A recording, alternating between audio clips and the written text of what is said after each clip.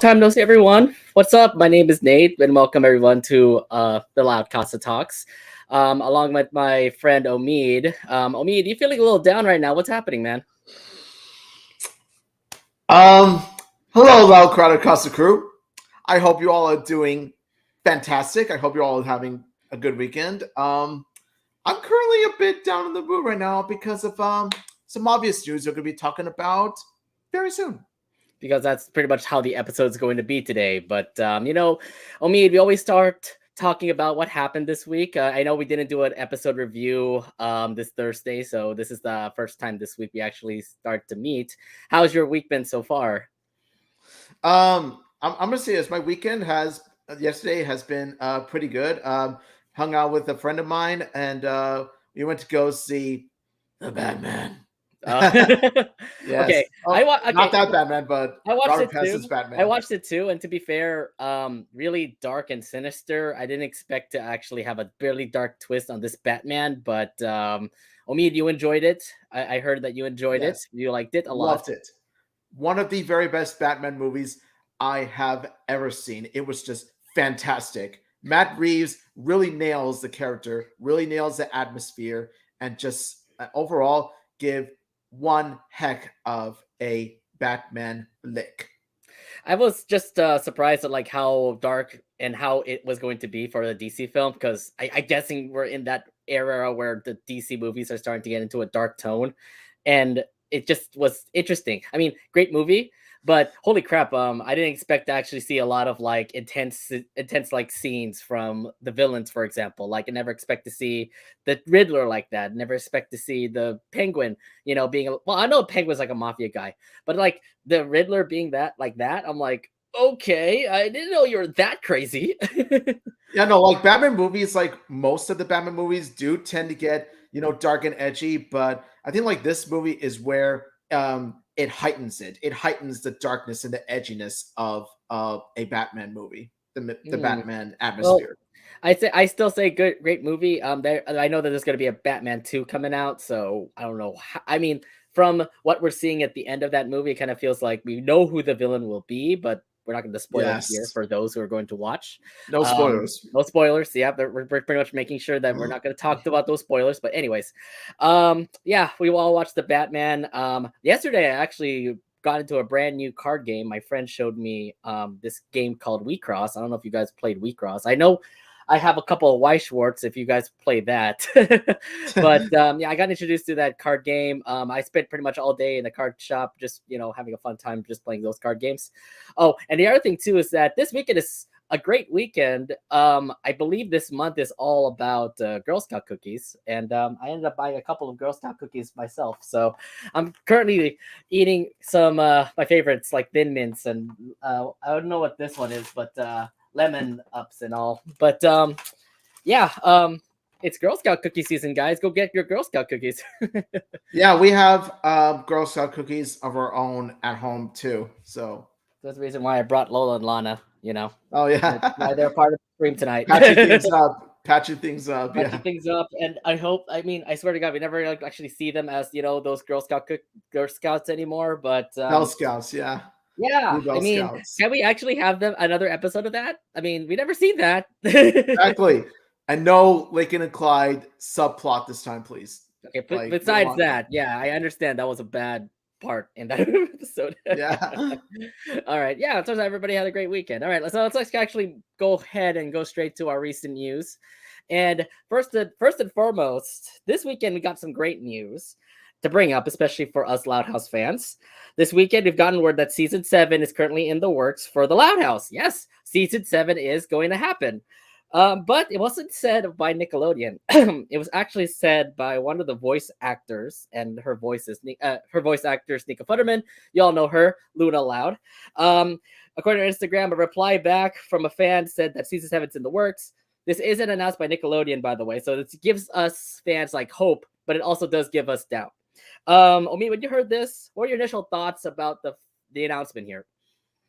When I heard this myself, I was like, okay, one of the Loud House cast members announcing a season 7 in the works, blessed.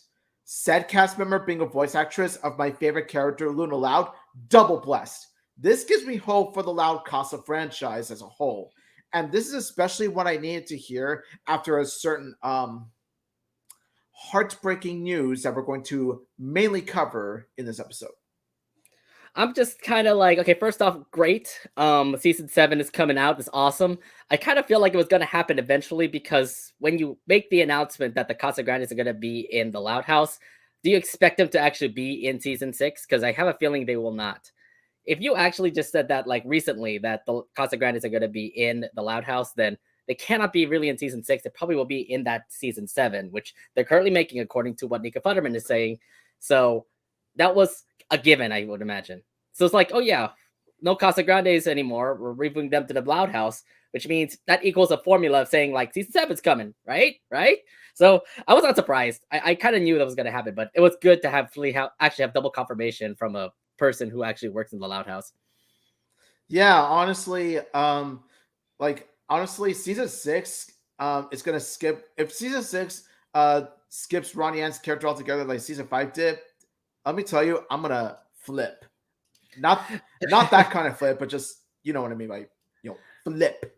Yeah. So here's the thing too. Nickelodeon did not confirm it yet, but so like okay, maybe the voice actress did say it, but maybe kind of like, is that really gonna say that we are working with season 7, or are we just waiting for a Nickelodeon announcement here? Could be one, could be the other, but it's just that as of now, at least we're getting like a season 7 from what I've heard from Nika Futterman. And keep in mind, she's one of the cast. She's part of the main cast of the Loud House. Maybe not the main character, but she's part of the main cast of the show. So honestly, I trust her word for it. Mm-hmm. So you're with me, Omid, that the Casagrandes are going to be in the Loud House. That meant like season 7 was going to be made, right? Yes, because that would mean that the Casagrandes would still be going on technically, but the only difference is just it's going to be just under the Loud House name instead of their own name. Kind of like how in season 4, where you had a set of Casagrande focused episodes just under the Loud House season 4. Honestly, season 7 is what we needed because it would mean that there could be some episodes about not just the Casagrande family, but also at least a few episodes about some residents in Great Lake City that do have potential to have the focus episodes. I mean, come on. Where's my Chang family prequel episode, guys? Papa needs me a Chang family prequel episode. Yeah, I have a feeling that where season 7 they're going to start those like episodes with the Casagrandes like we did back in season 4. Remember, when season 4 began, it was pretty much a prequel to what the Casagrandes was going to be. So pretty much. I'm pretty sure that whole formula is going to happen again. I just hope that it's going to be weird, but we're going to explain that more in tonight's episode. So yeah, nonetheless, season 7 is in the works, and I cross my fingers Nickelodeon actually announces it soon. I know they have an upfront coming up in a couple of weeks, so I would imagine when Nick actually has that upfront, they're going to announce it. So yeah, fingers crossed, everything crossed. Hopefully more things can also be announced. Like say for example, my Lori Loud spinoff, please, because I would love to have that. Expand upon the LoudCasa universe, please. Like expand upon it. Because yeah, there's a lot more that you can do. It's not all about SpongeBob, please. Exactly. Expand the LCEU, the LoudCasa extended universe. Exactly. You have too much SpongeBob spin-offs, and yet you killed off the Loud House spin-off. So what's happening, Nickelodeon? But again, we're gonna talk more about that in tonight's episode. All right, so yeah, season 7 confirmed. We still have some doubts, but we'll see. So let's actually move on to season 6 because it will debut next week. So for those Loud House fans, season 6 is going to debut next week. It will not debut though with that so-called first episode of season 6. We were all thinking that it will all be the episode about Lincoln's birthday mystery with David Steele. Nick again decided to change the episode order again. This Friday, we're actually going to have 2 episodes called Don't Escargot and Double Trouble.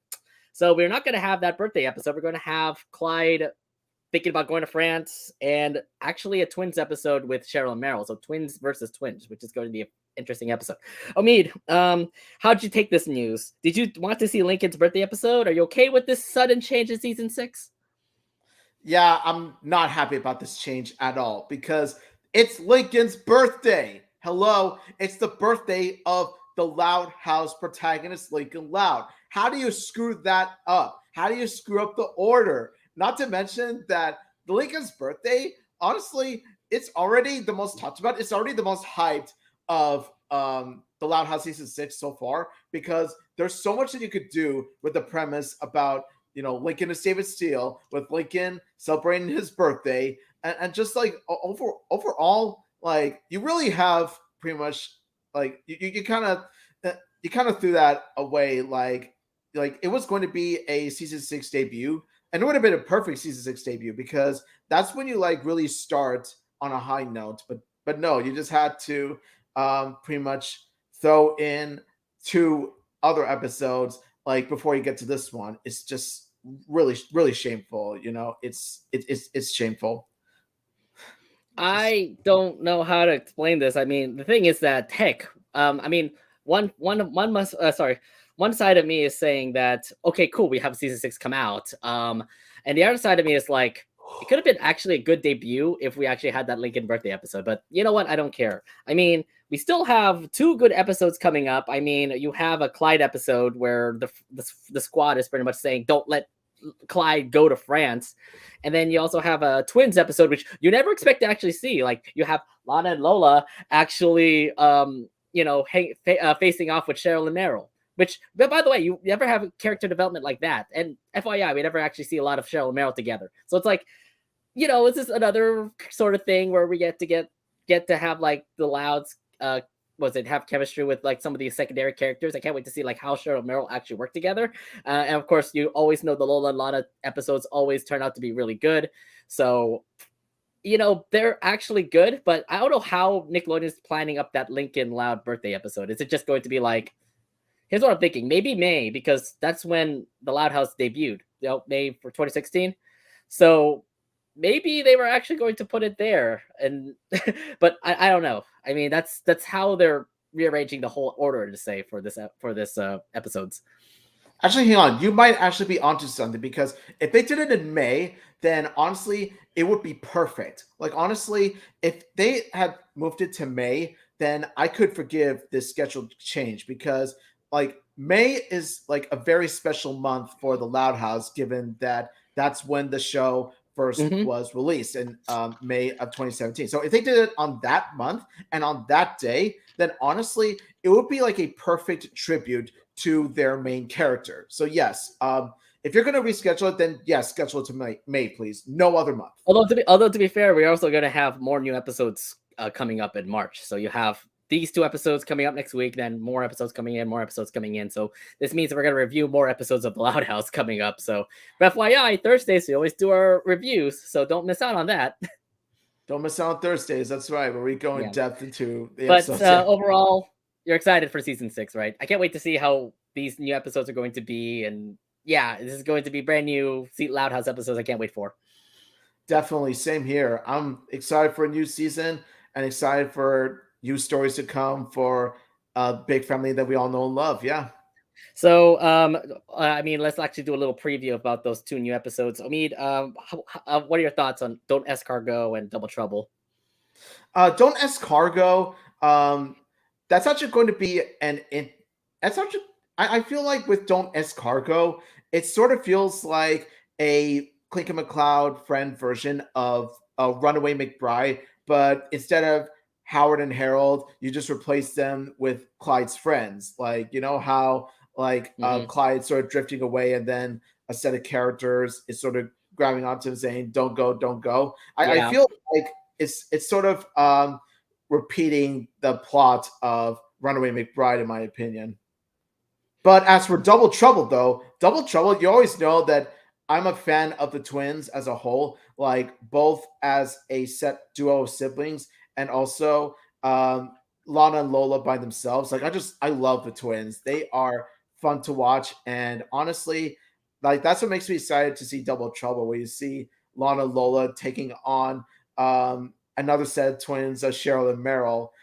That's going to be interesting to watch.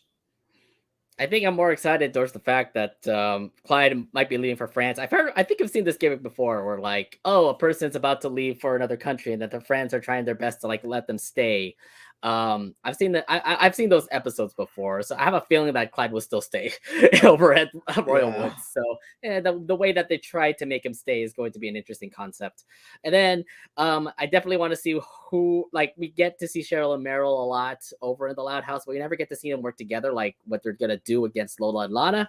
They're trying to get the position in Auntie Pam's parlor. So that's going to be interesting to see. I definitely want to see how these twins are going to work together. And yeah, it's going to be pretty. These two are going to be really interesting episodes. I can't wait to see them. Yeah, same here. All right. So next up, to our next news. We haven't talked about a new graphic novel review in quite a while, so let's go ahead and actually talk about the newest Casagrandes one that came out. It's called Anything But Familia, and if you have the graphic novel, you would get to notice some of the stories said in the graphic novel are from previous Loud House comics, which kind of is first disappointing, but you also do have the silver lining that there are actually new stories in this graphic novel. Omid, what are your thoughts on this new graphic novel overall?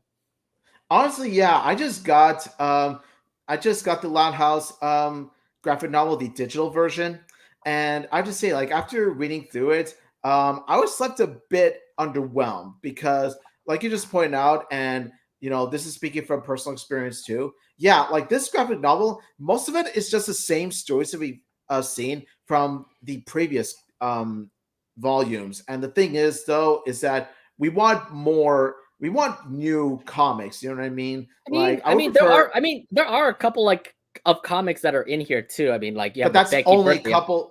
But that's only a couple of new comics. It's like 2 out of 10 that are new. I'm just like, if we had gotten like more new comics, then it would have been a much better comic in my opinion. But Mhm. yeah, for the two that we do get that are new, we got the ketchup one, the one with Sid tries new flavors of ketchup with the Mhm. Casagrandes family, and also you got one where the gang celebrates Becky's birthday. Yes, it's Becky's birth. Happy birthday, Becky!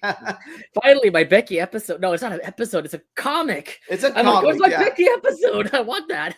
And of course, like they play, like Becky controls the pinata, and the Casagrandes try to swing it, but then they fail at it. But then Mhm. here comes Pirate CJ to the rescue, and he slashes that pinata. He slashes it. It's It's just awesome seeing yeah, CJ like that. it's just weird that we only get up getting two new comics because I look at everything and I'm like, wait, I've seen this before. I've seen this before. Wait, I've seen this Sidonican comic before. I've seen where Adelaide failed at cooking.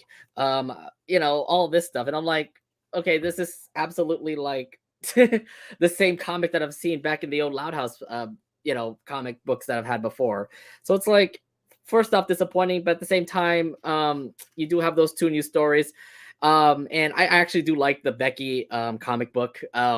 It looked pretty cool. I mean, like, yeah, you finally get to see a focus on Becky. Thank you. Look, she's not all about gossipy girl. Shut the hell up, everybody. Like, here's the thing, though. I think, like, here's the thing. Now, when I saw Ronnie Ann going to celebrate Becky's birthday for some reason, right?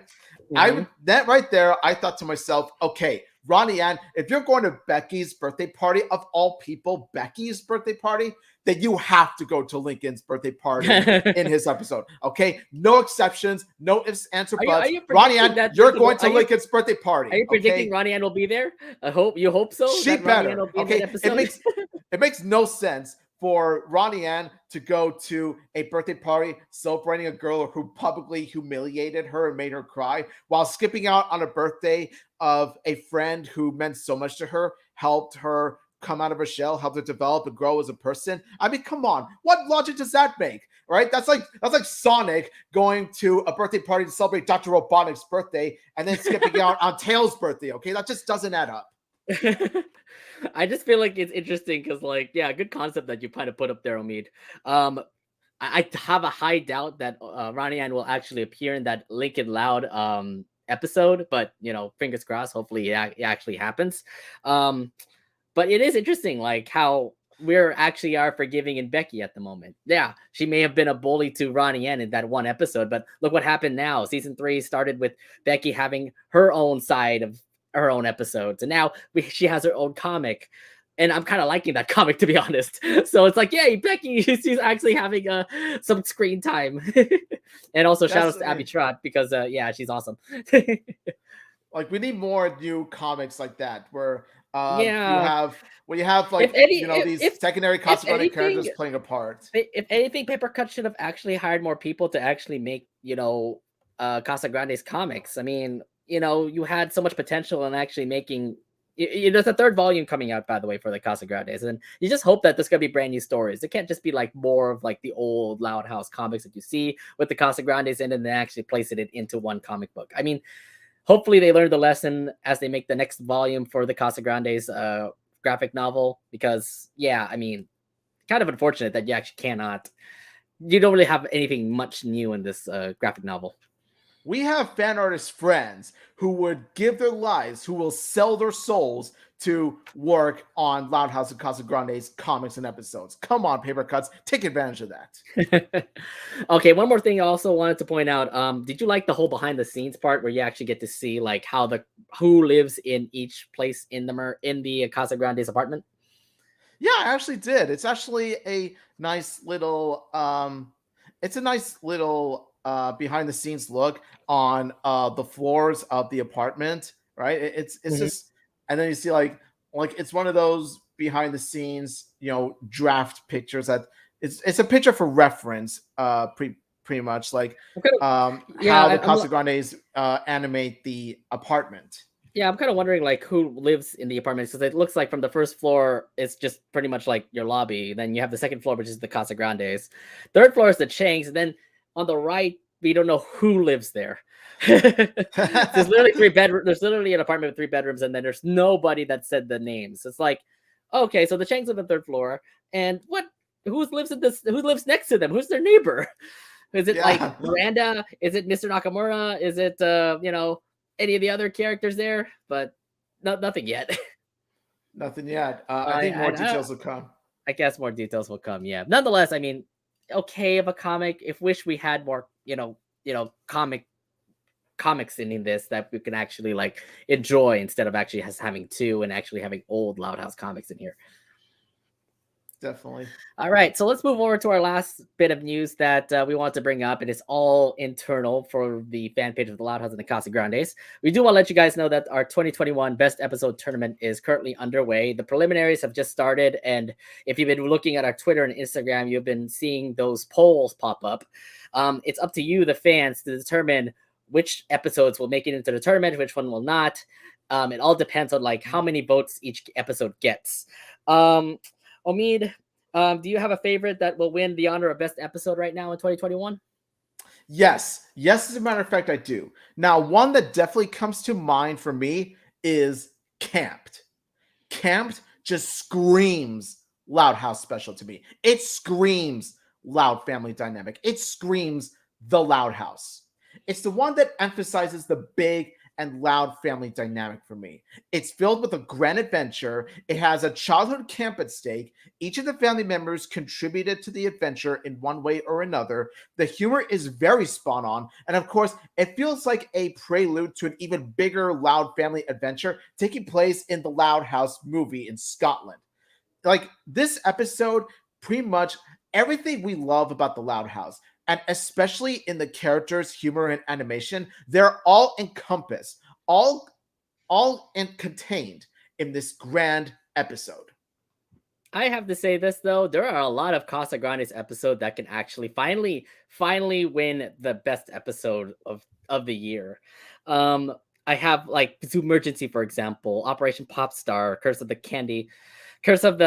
Candy Goblin, or maybe An Utter Mess. There's a lot of Casagrandes episodes that can actually beat the Loud House this year and could actually get that honor of best episode of 2021. So don't forget, Casagrandes still have some good episodes in their arsenal in 2021. Yeah, pretty much like we got a good number of really great Loud House of Casagrandes episodes. Ranging from awesome to good to bad to gossipy girl. So pretty much any episode can Wow, happen. Any the bad episode to can not win. even worse than bad is Gossipy Girl, in your opinion. Yeah. Oh, speaking of which, I do want to put a I do want to leak this information. Apparently, An Utter Mess definitely is currently the #1 seed right now in the Casagrandes, but remember they faced off against Teachers Fret, so it makes sense why they're #1 right now. Well, yeah, it's kind of a given. Like Utter Mess, like pretty much it was an easy matchup, okay? Considering how its sister episode was, well, an utter mess, like much more than the episode titled Utter Mess ever was. You would expect the episode to win in the landslide. Yeah, so I mean, obviously that was gonna give in there. But still, there's a lot more episodes that we're going to get through. I'm pretty sure this week and next week we're still going to go through preliminaries. We're going to do something big for the specials because there are 4 specials that happened in 2021. And then we will also have a like we did before in our previous tournaments. We will have a YouTube video. We'll have a YouTube live stream revealing our the episodes that will be in the tournament. So that one is going to be very exciting. So get ready for that. It's gonna be very exciting. You kind of want to see like which one made it, which one didn't, and then we're also gonna have a brand new thing which says like last 4 out, which is like the 4 episodes that couldn't be able to actually make it to the tournament. Then probably everyone's gonna riot.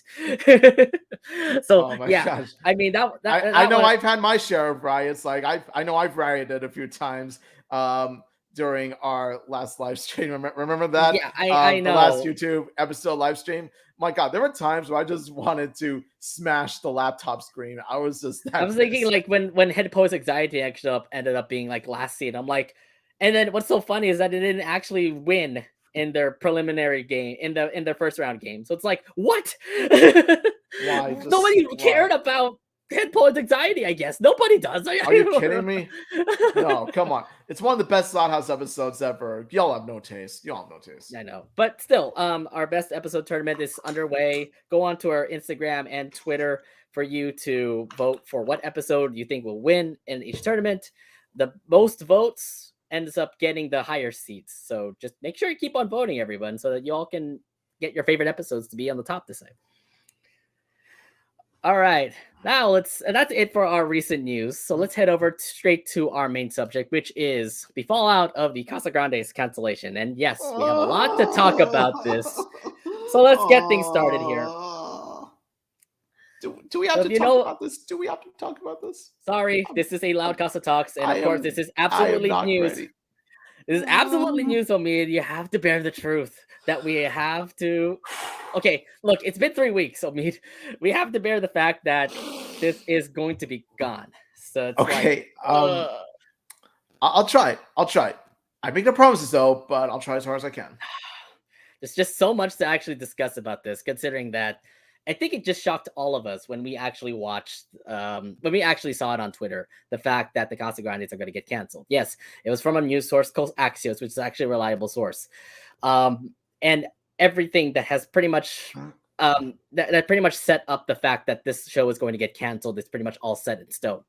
But overall, all the fans, no doubt about it, they absolutely are devastated. And I mean, the silver lining here is that the Casagrandes are moving back to the Loud House. But there are some setbacks when it comes to actually having the Casagrandes move back to the Loud House. But we're going to explain that throughout this episode.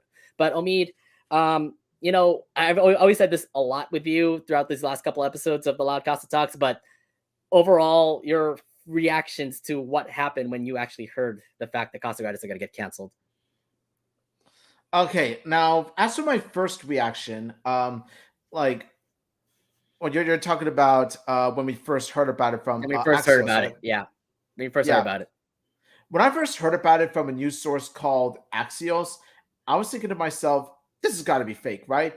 Because Axios is a news source that I was very unfamiliar with. Like, I'm not very familiar with Axios at all, as much as some other news article sources. Like, I really read Axios, so given that the news comes from this one news source, I went to check on Twitter. And I was praying to Ernesto that the news was fake. And unfortunately, it was anything but. It's real, guys. The news is actually real. It's real. It's a reality. And it's a cold, dark depressing reality. It just hurts the fact that, like, yeah, Axios is actually run by HBO, right? Like, they actually do have like a YouTube series where they actually bring out the recent news of like what's been happening recently. If you actually know about Axios, they actually are talking about like the current war that's happening right now. So we're not going to go into that discussion, but yeah, out of all news sources, they actually are the ones to actually say something. It's not like the Hollywood headquarters. It's not like the Hollywood Reporter. It's not the Deadline. It's not even like any of those other news sources that we always see, like things that pop up from the Loud House and the Casagrandes. It's pretty much Axios. So it's like, okay, my source is like, okay, maybe it is kind of canceled. I don't know. But then when you get to see a lot of people from the staff say like retweeting stuff, saying that it was an honor to that they, were in the Casagrandes, et cetera, et cetera.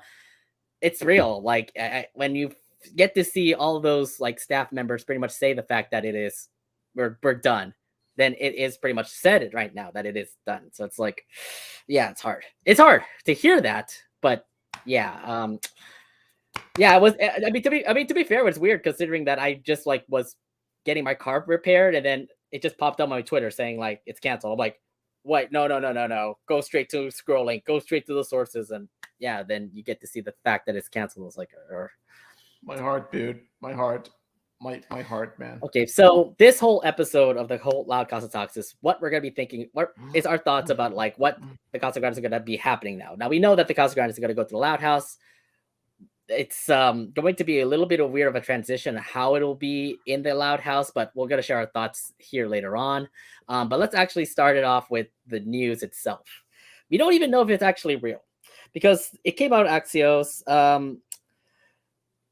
I mean, you doubted this article before, right? I mean, like you said that you doubted that Axios was a real source and all. I never read any Axios at all up until that one. Yeah. So yeah, I mean, it's really cold, dark reality. The fact that we're the fact that we actually have this article pop up and say that it actually is real. It did give us doubt, but you don't have to look far to know this news was in fact real. Throughout the day, we get to see social media posts from Miguel Puga putting up an Instagram post, seeing in the stories to when the show debuted back in 2019, and even having the staff who worked with the Casagrandes also saying their farewells. I think the most revealing one would be from the voice actress Ronnie Ann, Isabella Alvarez, who posted a tweet saying about her love to the fans. So, me, when you saw these tweets pop up, all these posts in social media, were you thinking that this is definitely real now? Yes. Now that I've seen the posts and the tweets from the actual Casa crew, the Casagrandes staff members that worked on it, like Isabel Ramirez, and including and especially Miguel Puga, I'm thinking to myself, okay, now I'm convinced. Unfortunately and sadly convinced. This is real. It hurts. I mean, the fact that like when you actually have a person like, say, for example, Isabella Alvarez, or like, I'm looking through other tweets here. Nagdelia, who worked with the Casagrandes crew, and you also get to see something that says that Miguel Puga retweeted it. It just tells you like this is a real thing. Like, oh no. So even if Axios is not a reliable source that tells us like that it was going to be canceled, it is real. The fact that all these staff members pretty much say that it's canceled. So it's like goodbyes, farewells, thank yous, those kind of things. Like those are hard to even. That's why hard to break through to say. But yeah, it just shows that it's canceled. Yep. It's the Casagrandes crew at this point just saying, so long, farewell, I'll be to say goodbye. I don't know if you want to sing that song here. Yeah, I'm not in the mood for that. All right, so but the other thing too is that there are others that have been trying to say that the news was fake and that the Casagrandes isn't canceled. There was this picture being spread around that Kevin Sullivan, who said that someone who chatted with him said that the show isn't canceled. Just to let you guys know, Kevin Sullivan does not work for the Casagrandes. He works for the Loud House, which kind of gave us like some hope that like, okay, if you're working for the Loud House, you say it's not canceled. That tells you that season 7's in the works, which, we've talked about it earlier that it was announced that season 7, it wasn't officially announced, but season 7 is in the works. Omid, when you saw these quote conspiracy theories come around, what were your thoughts with these false claims? Okay, now this is where I have to be fair. Like, this is where I have to give some sort of criticism. Oh, not towards the show, not towards the episode, not even towards the actors or actors themselves. No, I'm giving my share of criticism. Like, I have to give sort of lectury criticism towards a small group of fans. Okay, guys, I know that you all want to believe that the news couldn't possibly be real. Hell, I don't want to believe it either, as you could tell. But it's better to accept a true, unfortunate reality than deluding yourself into believing a false reality. So please, please, please do not, and I mean do not, go around spreading false statements like this, okay? And what makes it worse, especially, is when they have to use a talented man like Kevin Sullivan, who I was honored to meet in real life in 2017. They have to use him as a tool to keep them inside their little bubble. No, you don't do that. Look, what I'm trying to say is it's perfectly okay to be mad about the news. It's perfectly okay to be sad about the news. It's perfectly okay to be anything but happy. You know, look at us. We're mad too, okay? We're mad too while doing this. But let me tell you, doing this kind of stuff doesn't make things better. In fact, it makes things worse. So, both for the fandom and for yourself, it makes things worse. For both. Okay? It's not really wrong, it's also unhealthy. So, please just get a grip, wake up, and accept the truth. You pretty much said it right there, Omid. The thing is that, I believe when somebody started posting it up, I believe it's weird because I think it was like some random guy that is like well known to be a Loud House Casagrandes fan, pretty much posted up, and everybody starts to believe it too. And I'm like, wow, you're not convinced. The thing is that it's a fan who's just pretty much like kind of misled everybody. The fact that that tweet came out or that his chat came out and they said like, oh, it's not canceled. Oh, it's not canceled. You just have to go to the sources and actually realize that it actually is real. I mean, like you can talk to Miguel Puga, you can talk to Isabella Alvarez, you can talk to them. They're on Twitter. But the real thing is like you don't really need to chat with them when you actually see what they're posting up. I mean, Isabella Alvarez saying thank you, Miguel Puga retweeting a lot of stuff from like other fans. That it pretty much is in the right direction. That it is real news that it is canceled. So it's like, I understand like some fans are like obviously in denial. I mean, I understand like you're in denial sometimes when it actually came out. You're just like, no, I don't believe it. I don't believe it. And then you No, actually but have that to was go. the first time. Okay, that was the first time. Like when I read it straight out of Axios, like that was the only time I was, in semi denial. But then I had to, you know what I did? Instead of being in denial, saying la la la, I'm not listening. The show's not being canceled. No, no, no, no. You know what I did? I actually went on Twitter. I looked at other sources to confirm whether or not this is true or not, and I came to accept it. Like it was hard for me to accept. It really is. All right. Like it was hard for me to accept, but ultimately at the end, I had to accept the hard truth that yes, it is getting canceled. It's just hard to do. I mean, like, look, I also had my doubts too. But when you had people like Sunny, for example, she started to actually say that the Casagrandes is canceled. You get to see Ryan, our friend Ryan, who also guest starred in our LoudCasa Talks. He also said it was also canceled. You pretty much follow the people that you also trust, and when they say it's canceled, you have that feeling that says that it's canceled. I'm like, okay, fine. I have to believe it now, even though Axios is not a reliable source. Plus, the thing is that they don't even have a reason for why it got canceled. They didn't say anything about it, by the way. No reason. The fact that it got canceled is just like Nickelodeon pretty much axed them. I'm like, where's the reason? Why? Why? Is it the numbers? Is it because you're just focusing more on the Loud House? You don't give me a reason.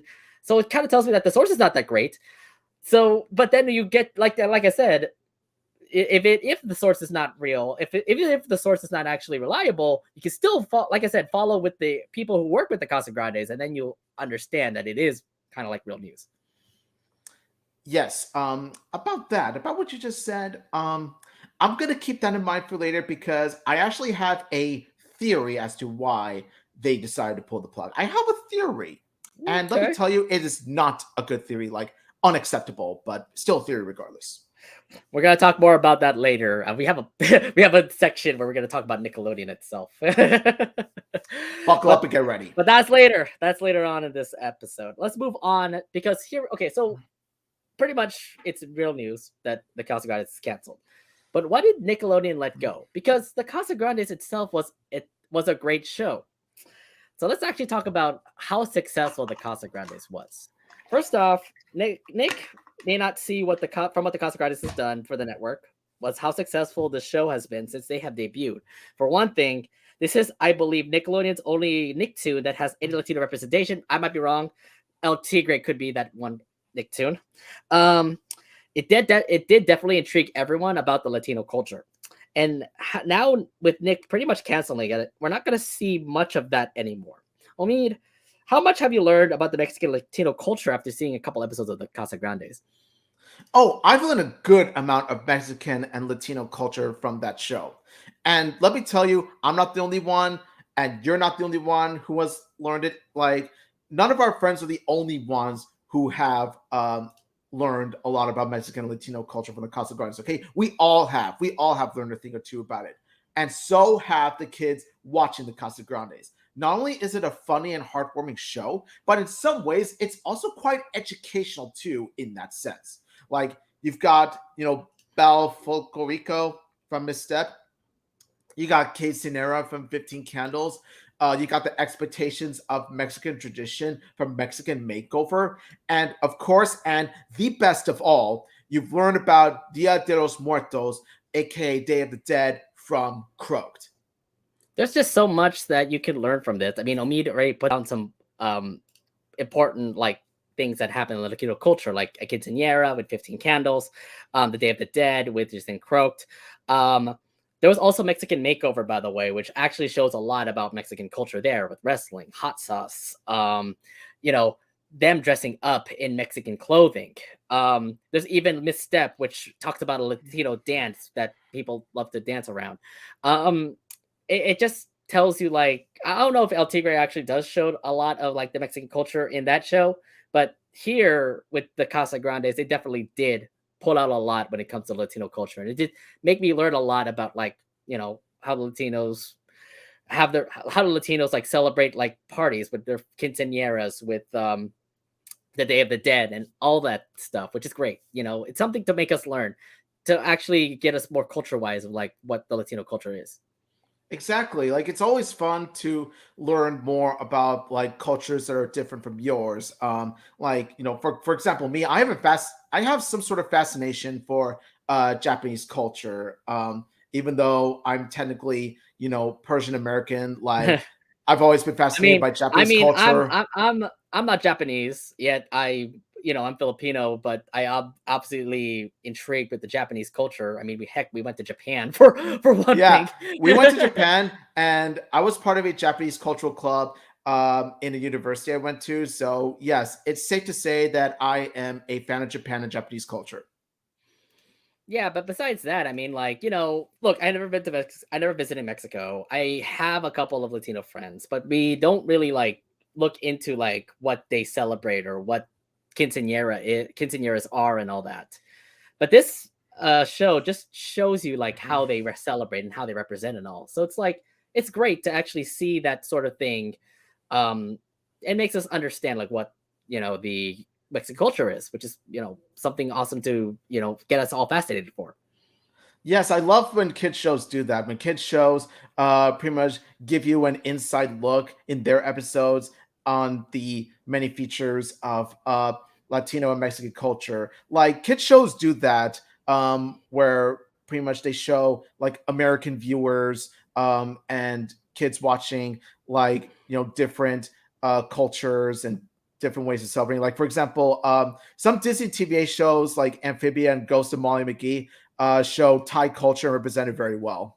That's another example I could see. That's what I'm saying. Cartoons are going into that right direction where they actually represent other cultures, like what you said, Omi, with Ghost and Molly McGee and Amphibia doing Thai. Here, the Casagrandes showing Latino culture. Obviously, that's just amazing. And it kind of sucks that Nickelodeon is about to scrap that, because now it makes us think, oh, now we don't have that anymore. How are we going to learn more about the Mexican culture if they're really just taking it away? Speaking of that, the show itself, look, if we're talking about the success of the Casagrandes, we have to talk about how successful the show is, because it did definitely win a bunch of honors. The show itself would end up winning huge awards in its history. The show would be nominated for prestigious awards like the Emmys and the Imagine Awards. I mean, heck, they did win an Emmy for best title in best youth programming in 2020, and even the best title for an. I'm sorry, I'll backtrack here. They did win these awards back in 2020 when the Casagrandes won it for best title. And then just this year, I mean, just this last year, they won the Imagine Award for the best youth programming. This tells you that this show is successful. And now Nickelodeon is pretty much just blatantly scrapping him away. Omid, did Nick just blatantly not see how great this show is with all the honors that it brought to the network? Like, if they blatantly did not see it, there's just one word that I have to say. Baffling. It is just simply baffling that after a very successful run, and after all the awards, after all the accolades that it has won, that the show would still meet its fate. I mean, what was going through Nick's executive head? What was going exactly through their heads when they came to make that decision? I don't know what else to say. I mean, like, look, you're a successful program with the Emmy. I mean, that really should tell you, like, oh, great, this is an awesome show. I don't know what the game plan is. So, like, you end up winning an Emmy, and then you're just going to cancel it immediately after 3 seasons. Is it just because you just want to end it? Just end it, like in a good way, like what you did with, like, say for example, like Disney shows, like they ended a good way, like what Amphibia is going to be, what was it, what the Owl House is going to be.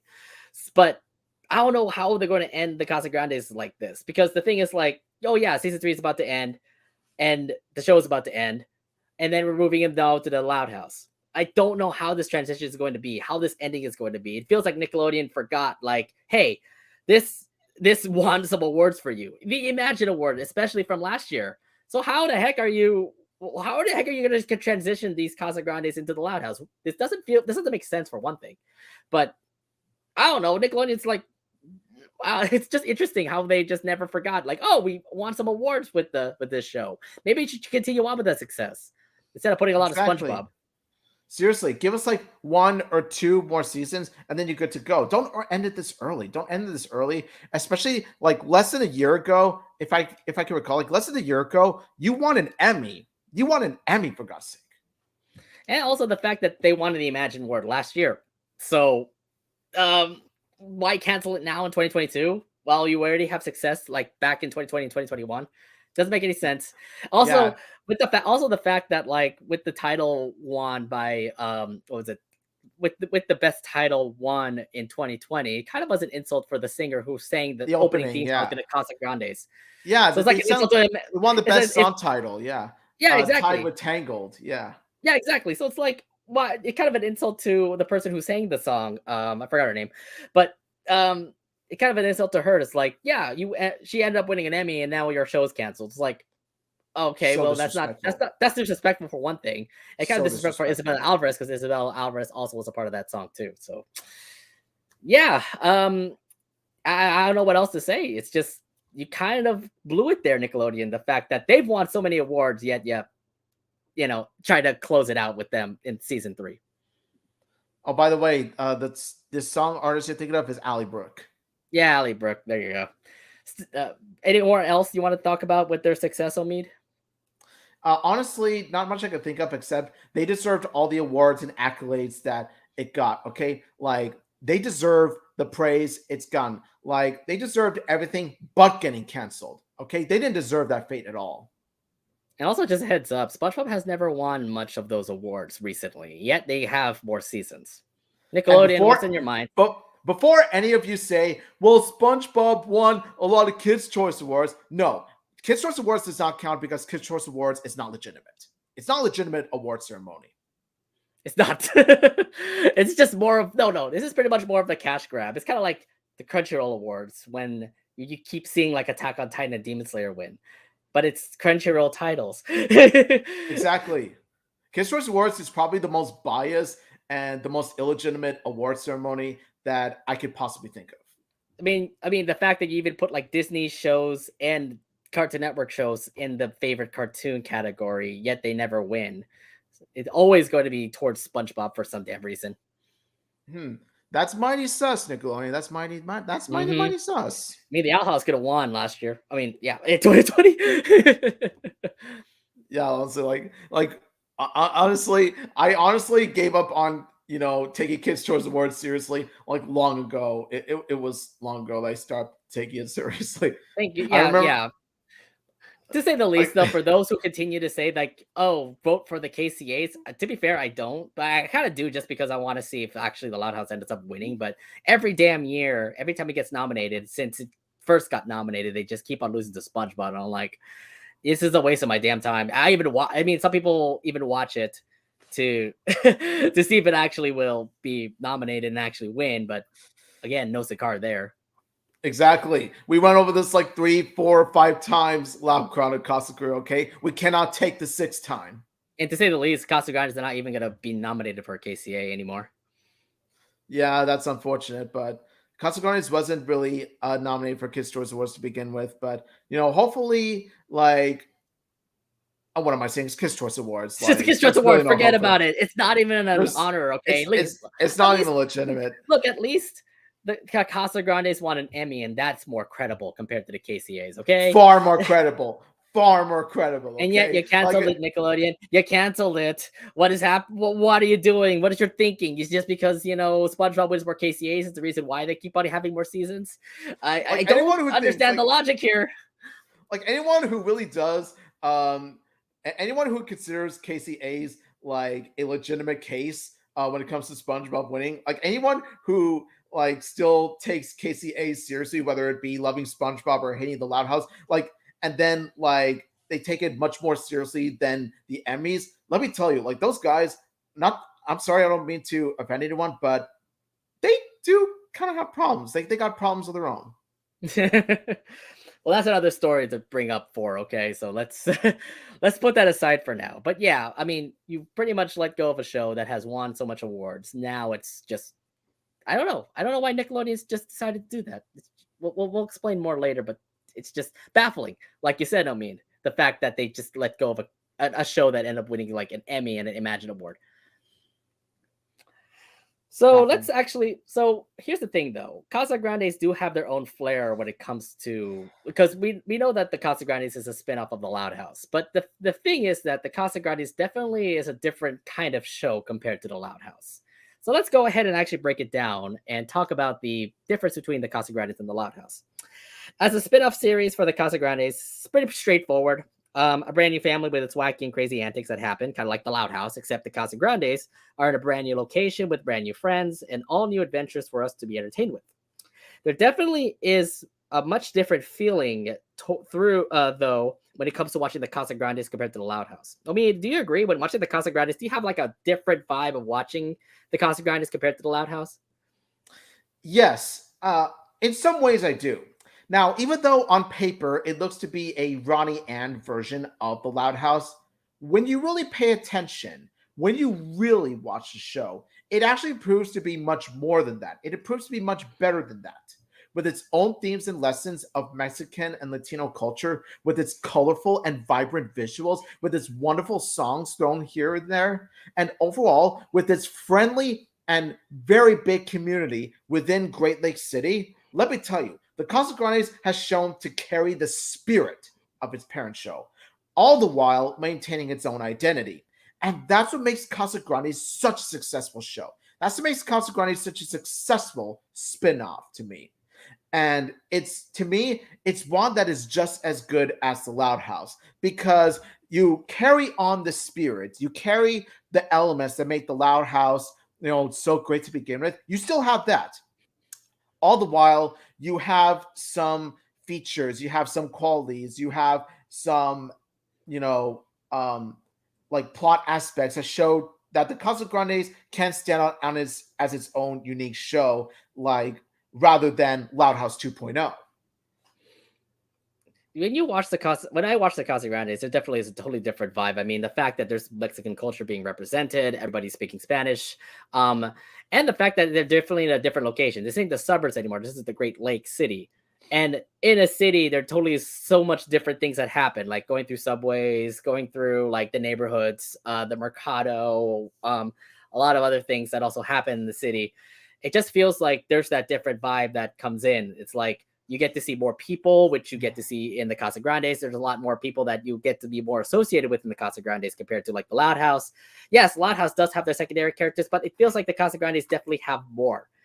You get to hang out with like Miranda, for example, or was it Vito or Par or the Changs? Like there's so many other stories besides what's happening in the Loud House, for example. Like the Loud House, you get to see them like hang out with the squad, like Lincoln Squad. You get to see them hang out with friends and other things, but it's mostly focused on the Louds.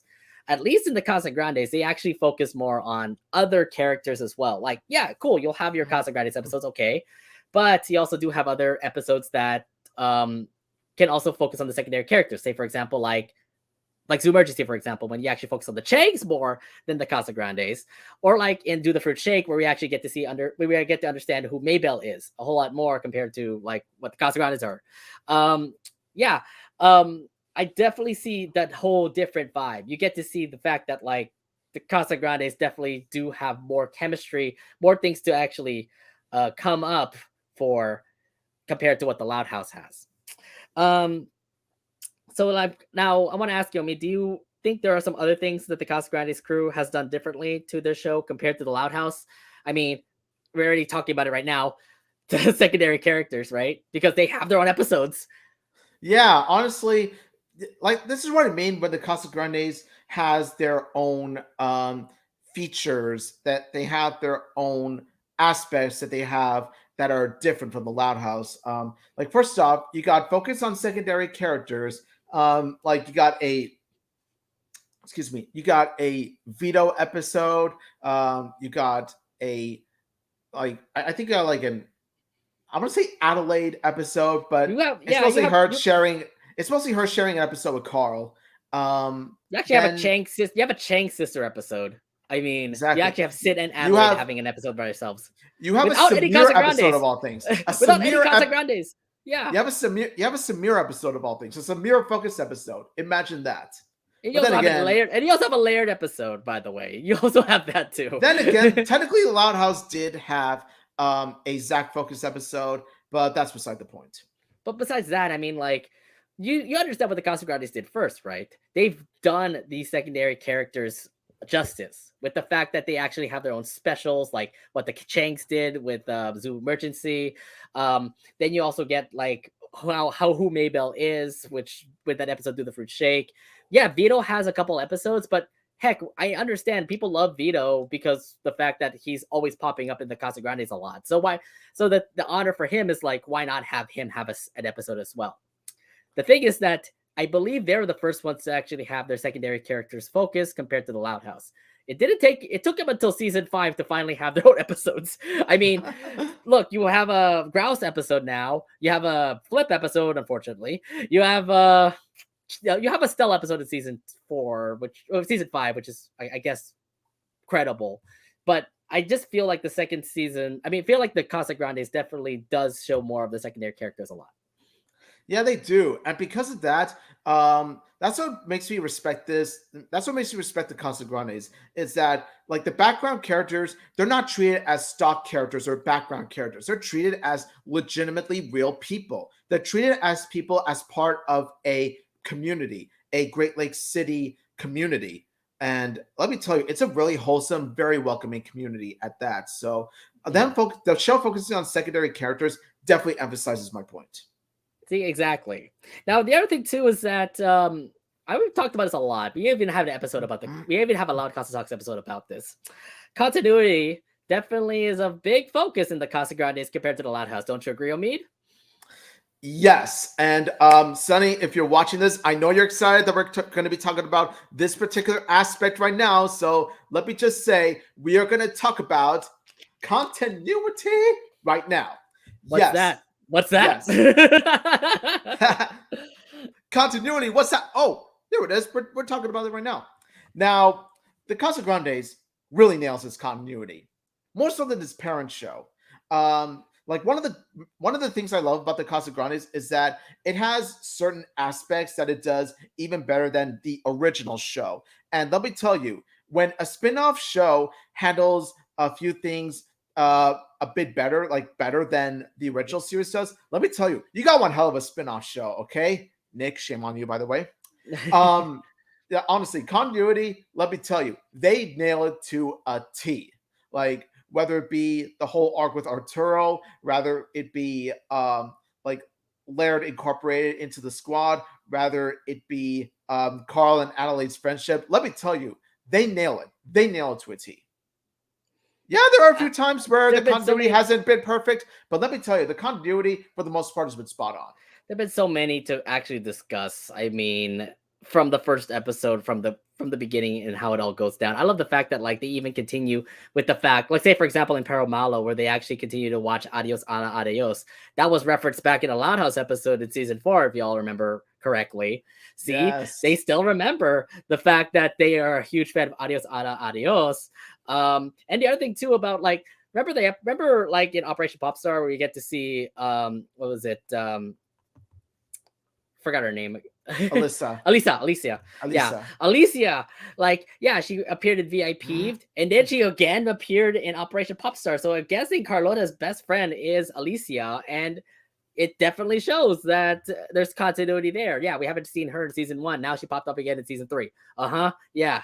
I'm letting y'all know that it's.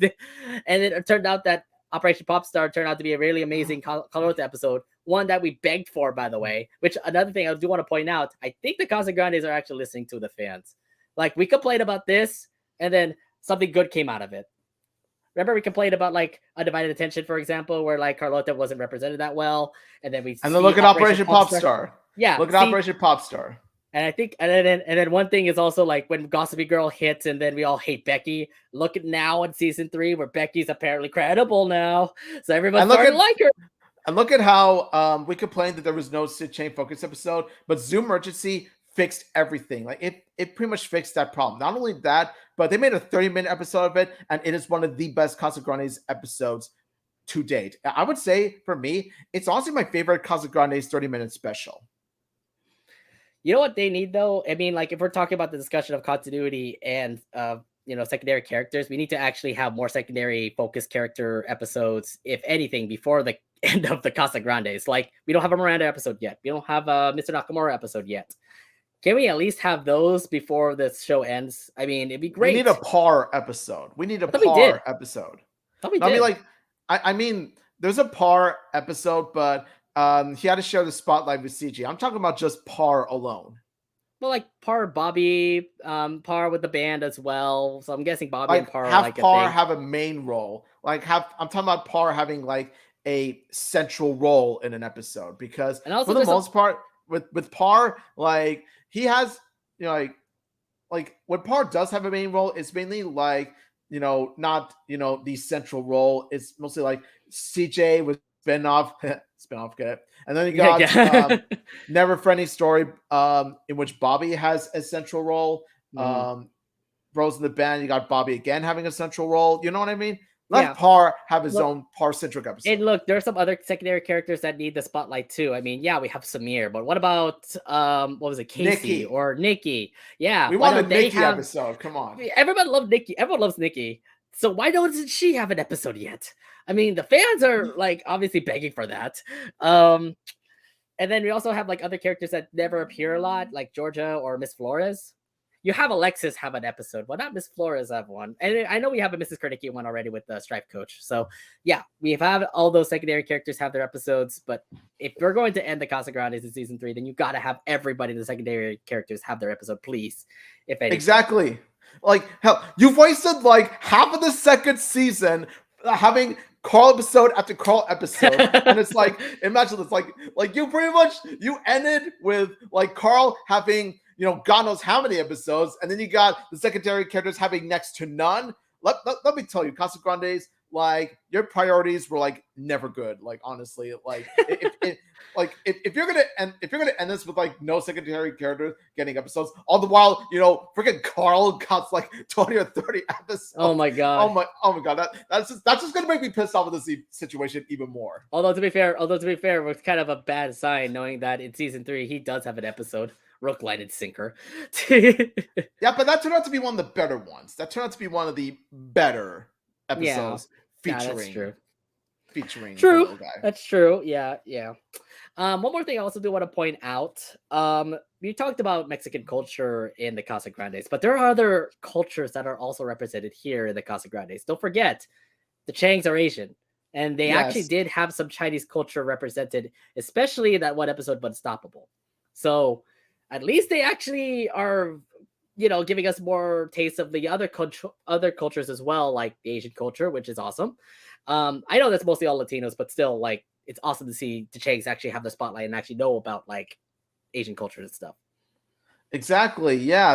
That's what I mean. Like that. That's what I mean. Like Casagrandes not only nails the Mexican Latino culture, but it turns out they nail the Chinese culture as well. I'm just wondering, what other ethnic types, what other cultures will the Casagrandes focus on? Like maybe like Uh, have a video episode where it focuses on Italian culture, maybe. yeah, that could be a good one too. Maybe Bruno as well. Maybe talk about like where he's from.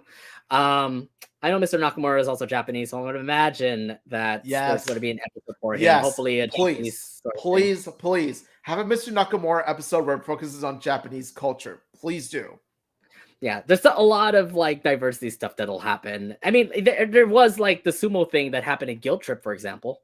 So I mean, they That's at least true. show that. That's true. But yeah, I mean, there you go. Like the Casagrandes definitely show more culture out there, while the Loud House doesn't really give much culture representation to say. Now, like Loud House has plenty good representation right there, but it's mostly like LGBT representation, not Oh, necessarily. don't forget about LGBT representation, because the Casagrandes also does show that as well. Remember, Becky what was it? Is in a relationship with Dodge, LGBT representation, That's and true. also that one episode, what was it, the tango episode where we get to Yeah, see where Rosa's teacher. the Rosa's dance teacher's teacher has apparently a gay. husband. The Yeah, dance Rosa's teacher has teacher's a apparently husband. Yeah. gay. So it's like, whoa, okay, I didn't know that. Okay, like I'm not saying Casagrandes doesn't focus on LGBT representation. That's not the case, but whereas the Casagrandes mainly focuses on cultural representation with a bit of LGBT representation, the Loud House is pretty much vice versa, where it's mainly LGBT representation with some bits of cultural representation here and there. Yeah. But I mean, like, yeah, we know the LGBT representation over in the Loud House is mostly about, Luna and Sam. But you get to see a lot more of that also in the Casagrandes as well. And then like we were all surprised Becky had like Dodge. We didn't know that the instructor from the dance class was gay. So it was like, oh, that's awesome that you actually do show the fact that there's there's representation of the LGBT community. Definitely. But yeah, anything else you want to bring up that compares Loud House with the Casagrandes? I mean, yeah, character wise, they're different, but what else can you say about the Casagrandes and the Loud House that makes you like the Loud, like that they're different with the Casagrandes compared to the Loud House? Nothing much I could say except, number one, the Loud House and Casagrandes, they're similar in their own ways, but at the same time, they're different in their own ways. I really love that. Number two, again, Nickelodeon, shame on you. And I mean, shame on you. Number three, I'm done. Okay, the one thing I also want to bring up too for the Casagrandes is the fact that they do their comedy in a different way. Like, yeah, the comedy from the Loud House, you can totally see it. In the Casagrandes, it just feels like it's already given to you. Like, oh yeah, this was definitely gonna happen. Oh yeah, I knew that was gonna happen. Thanks a lot, Sergio, or this and that. So it's like the way of how the comedy gets represented in the Casagrandes is a little bit different compared to the Loud House. I would say for an kind of way, but I mean the Loud House does have their ways of like showing how comedy goes. Casagrande is kind of like is kind of about it, like I said. I would say, like, in terms of the humor, the Loud House of Casagrandes, it's more the same. Where you still have that, wacky hijinks, the wacky style, fast paced comedy. Like, it's still present in both shows.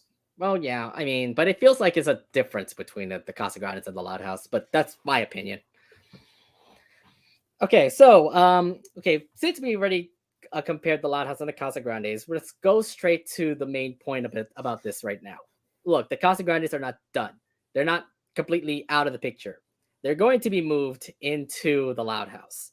It's time for us to actually discuss about the Casagrandes after the show's cancellation, because what we know is that the Casagrandes will be moved to the Loud House, which gives us a lot to think about.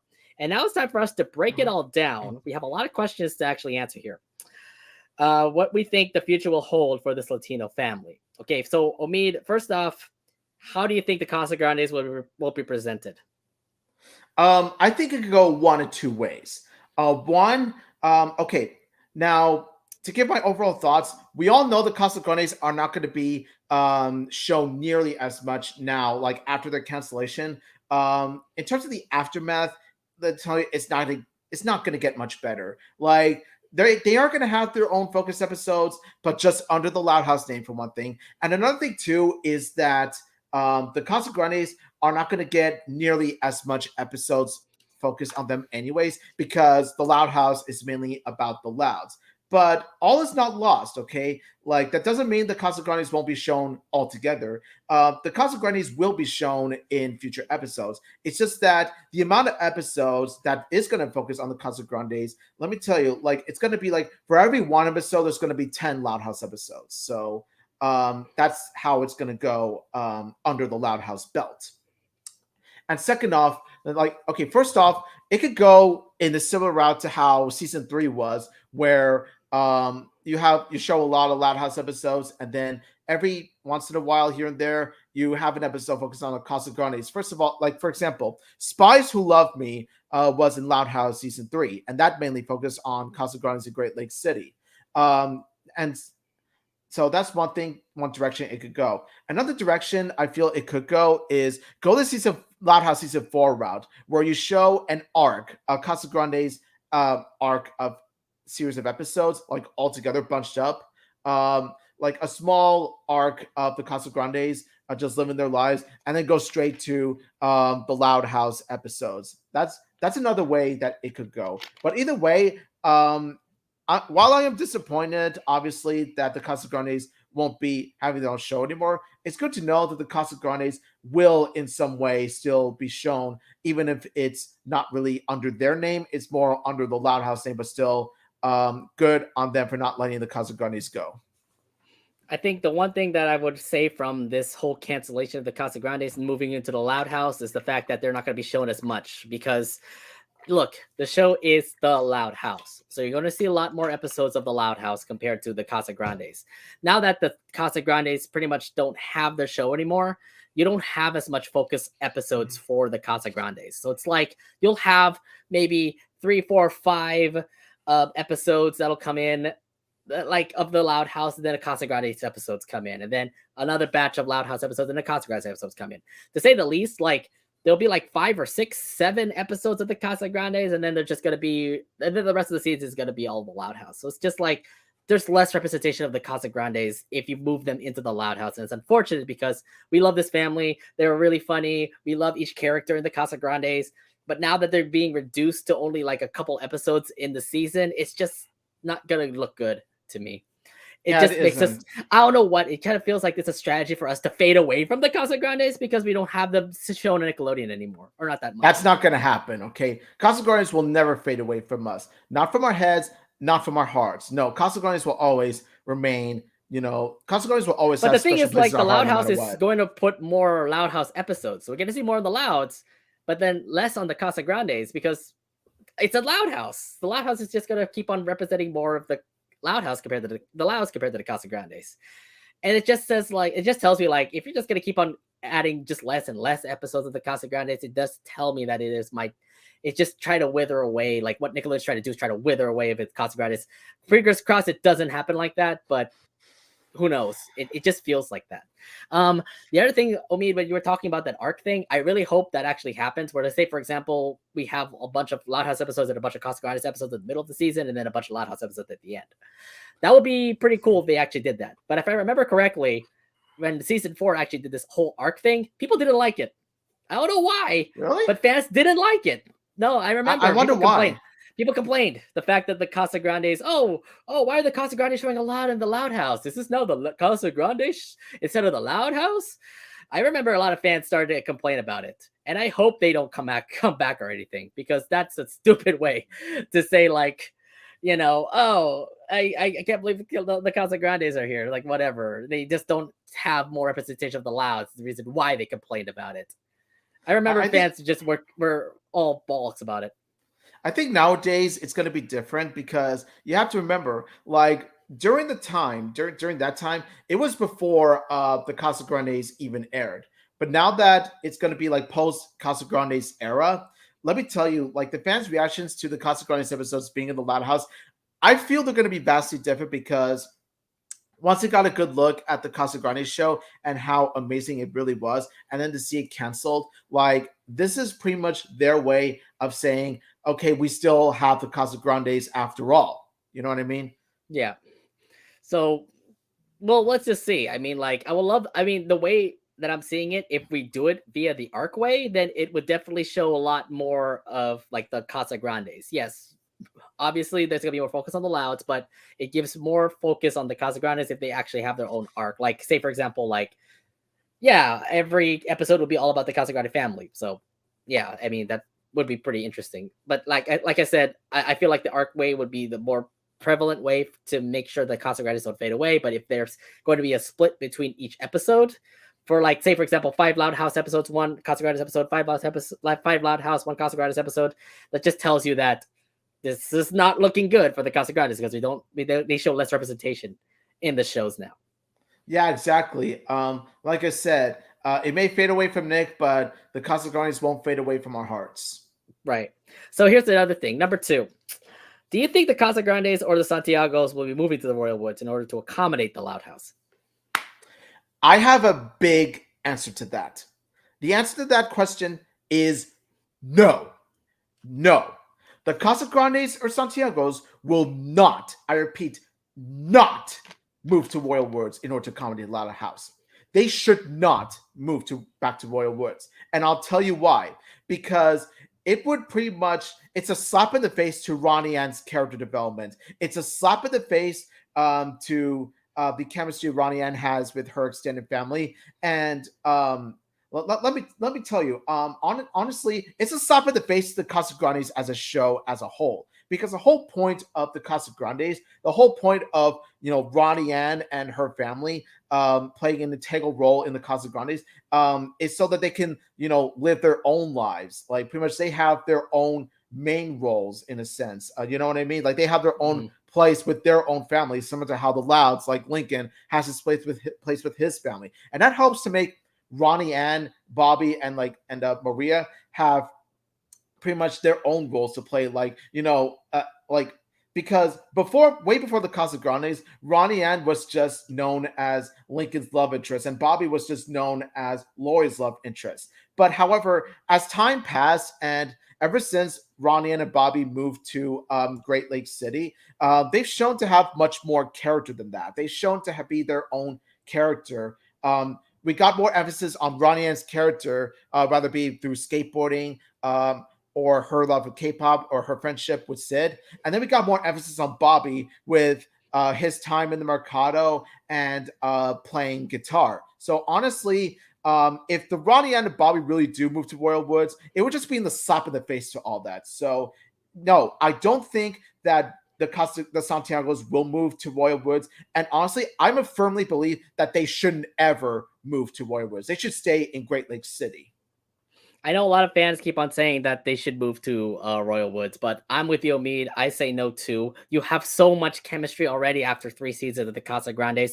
It just sucks to let them all go. Like, look at all the friends that Ronnie Ann had made over at Great Lake City. Are you gonna make her go back to Royal Woods and go back to hanging out with Lincoln and making those old friends back in Royal Woods?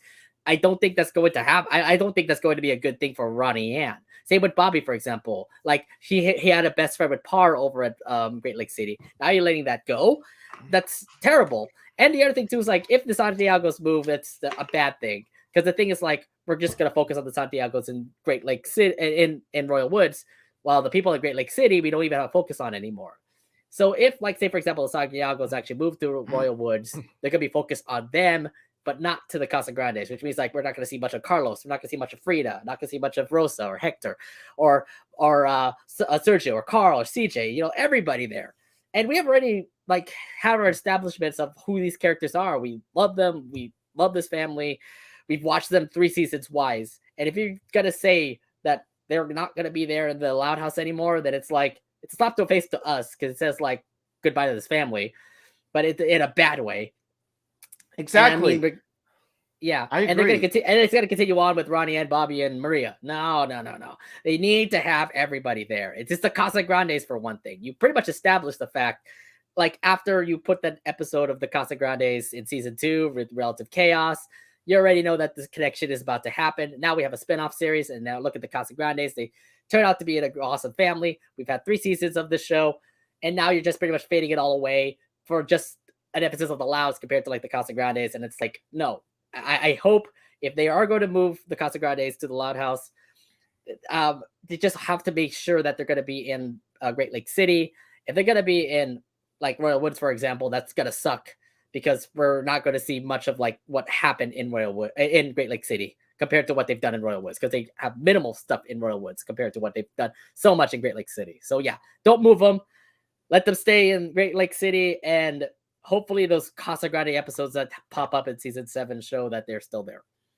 Exactly. Like, honestly, we've seen how much chemistry Ronnie and Bobby and Maria have with their own family. We've seen how their own family stands out, just like we've seen how the Loud family stands out. So by you moving Ronnie Ann and Bobby to Royal Woods just because, oh, Ronnie Ann is in love with Lincoln, or oh, Bobby is in a relationship with Lloyd, it's like, no, Ronnie Ann and Bobby are much more than Lincoln and Lori's you know, Ronnie and Bobby are much more than Lori and Lincoln. Okay, like they're much more than Lincoln's friend and Lori's boyfriend. Okay, they're much more than that. Yeah, exactly. So hopefully, if they actually listen to our words, they will not move the Casagrandes or the Santiagos to Royal Woods. It just ruins the whole chemistry of what happened in Great Lake City. All Exactly. right. Third question. What will happen to those episodes where we focus on the secondary characters like Alexis, Becky, Vito, Maybell, Sid, etc.?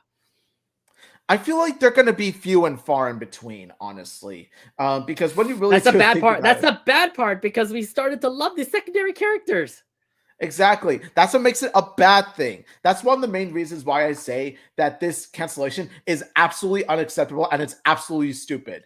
Because you've got more secondary characters to focus on, like Alexis, Becky, Vito, Maybell, and Sid.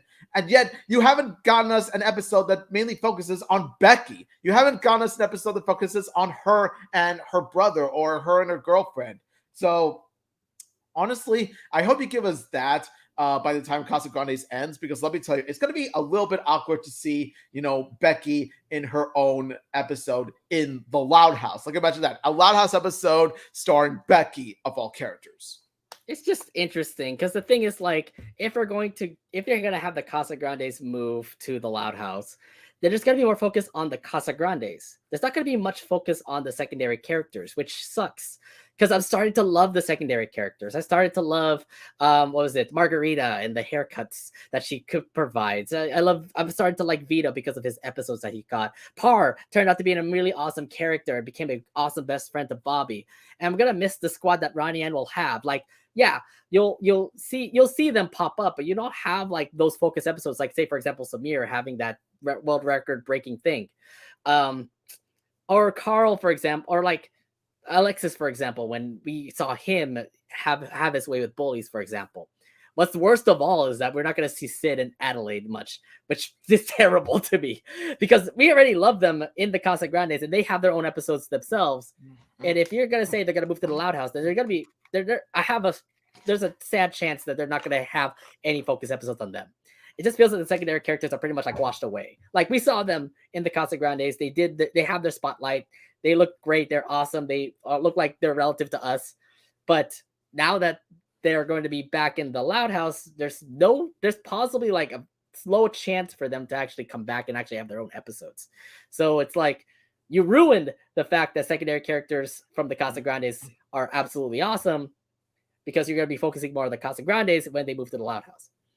Nickelodeon, shame on you. Yeah. Nickelodeon, just seriously, shame on you. Just how dare you, Nickelodeon? Just, oh my God. I want my Becky episode. Hopefully it actually happens before the season ends, Casagrandes, or else we're not going to see it ever.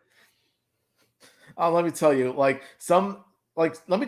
some fans, they're probably going to say, like good thing that come out of this, we're not going to have a Becky focus episode because we hate Becky. It's like, Well, But Becky started. here's the But thing. then, have you watched the recent episodes? Becky is actually not bad.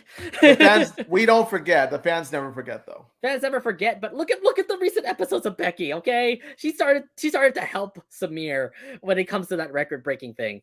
So In come her own on. Becky way, yeah. And then we get to see Becky have a dog like Malo, apparently. Yeah, I swear to God, like it just feels like the secondary characters are gonna be washed away. They're gonna be focusing more on the Casagrandes compared to the secondary characters, which is unfortunate. Because I started to love them, and it kind of sucks Same. that we can't see them anymore. Okay, Nickelodeon, so okay. all right, next question, Obi. With the Louds and the Casagrandes merging into a show, does this mean more interaction with the Loud House and with the Loud House cast and the Casagrandes cast? Honestly, I really do hope that we get we get more episodes with the Louds and the Casagrandes together. Not only that, but like while I do like Loud's Thanksgiving and found Curse to be decent, I felt that there should be more personal interactions between each Loud and each Casagrande. Like for example, like have Carl and Lola personally interact more, or you got Carlotta and Yeah, Letty personally interacting more. You know what I mean? I yeah, felt that was exactly. what's missing from those two episodes. It's like you need more episodes that gives more dialogue exchange. The dialogue exchange between each Loud and each Casa Grande, if you know what I mean. And I feel that like with the Loud House season 6 and season 7, like after the Casa Grandes gets canceled, hopefully there will be at some point where most, if not all, the Casa Grandes come to visit Royal Woods I really hope so again. because the thing is, like, I love to see like more interactions. I'll say, for example, like Lincoln Squad and Ronnie Ann Squad, or maybe like Lana and Lana and Adelaide because they both love frogs. Those kind of interactions. That'd be pretty cool. But I could totally see that happen. Like, I could absolutely see like some Loud House crew, like some Loud House characters coming to the Casa Grandes to visit, or same with the Casa Grandes crew visiting the Loud House. I mean, it'd be cool to actually see that. I mean, like Rosa and Lynn Senior talking about cooking, for example, or maybe like Hector needing Luna's help to make a song, for example, or obviously Ron and Lincoln. You guys want that? Yes, um, we want more Rollickin. The more Rollickin, the better. Let's go. you want that, I know that. But yeah, if they are going to be merging the Casagrandes and Loud House together, I just hope they actually do more focus on having Casagrande characters and Loud House characters interact more with each other. I mean, it'd be great to actually see that, but we'll see. Yeah, we'll see on that. Like I said, I still want my Click and McCloud squad with the You still Sidani want that squad. slide. You still want that slide. I still want the two big squads to meet together. Yeah, I want that. I want that too, but we'll see. I mean, it'd be great to actually have that, like have something like this pop up. Okay, so here's another question I want to ask Omid. With the Casagrandes cancellation, that means the crew of the Casagrandes are pretty much out of a job. But there's a possible chance they might actually work with the Loud House. Do you think the crew of the Casagrandes should move back to work on the Loud House? I honestly think so too, because from what I've seen, there seems to be like good chemistry between the Loud House crew and the Casagrandes crew before and during. Like even before the crew moved on to work in the Casagrandes, when they worked on the Loud House, there was some really damn good chemistry, and like they really do work well together. And let me tell you, like with the crew of the Casagrandes, the crew of the Loud House crew, like when they're reunited, when they're working together again, let me tell you, they have the potential to make more awesome Loud House content to come. I feel like the squad here most definitely needs to come back. I mean, I don't know if like everybody will come back, like say for example the voice actors and the voice actresses, but if anything, I really do hope like Miguel Puga, for example, like he helped make the Casa Grandes. If they're going to have more Casa Grandes content in the Loud House, get him back to the Loud House so that he can have his inspiration come from the Casa Grandes and bring him over to the Loud House. I don't know if Isabella Alvarez will still be Ronnie Ann. I would imagine there's going to be a different voice actor coming in. The producer, Michael Rubiner, I'm pretty sure he'll also come back to the Loud House. To say the least, the chemistry of the Casa Grandes that made the show awesome, like those people who helped construct the Casa Grandes to be what it is right now, they have to come back and actually work with the Loud House because it's their episodes. And if you're saying they're going to have Casa Grandes episodes in the Loud House, they need to come back to the Loud House so that they can work on their episodes and actually get back that whole chemistry of the Casagrandes that we've loved and seen in the show for a long time. Definitely. Yeah. But yeah, we'll see how it goes. Omid, any other thoughts that you have in the Casagrandes will now be presented in the Loud House? Yeah, I just have to say that like it's a really shame. It's a shame that Casagrandes is getting canceled this early because you still have room to work with in terms of the secondary characters. So yeah, I feel that not only was it abrupt, not only was it unnecessary, it was like way too soon. I believe like it's way too soon. If you're going to cancel the show like that quickly, then yeah, that would be something. Okay, I'm gonna take a break on our recording. I'm gonna need to turn on my lights. Hold on for a second. Take your time.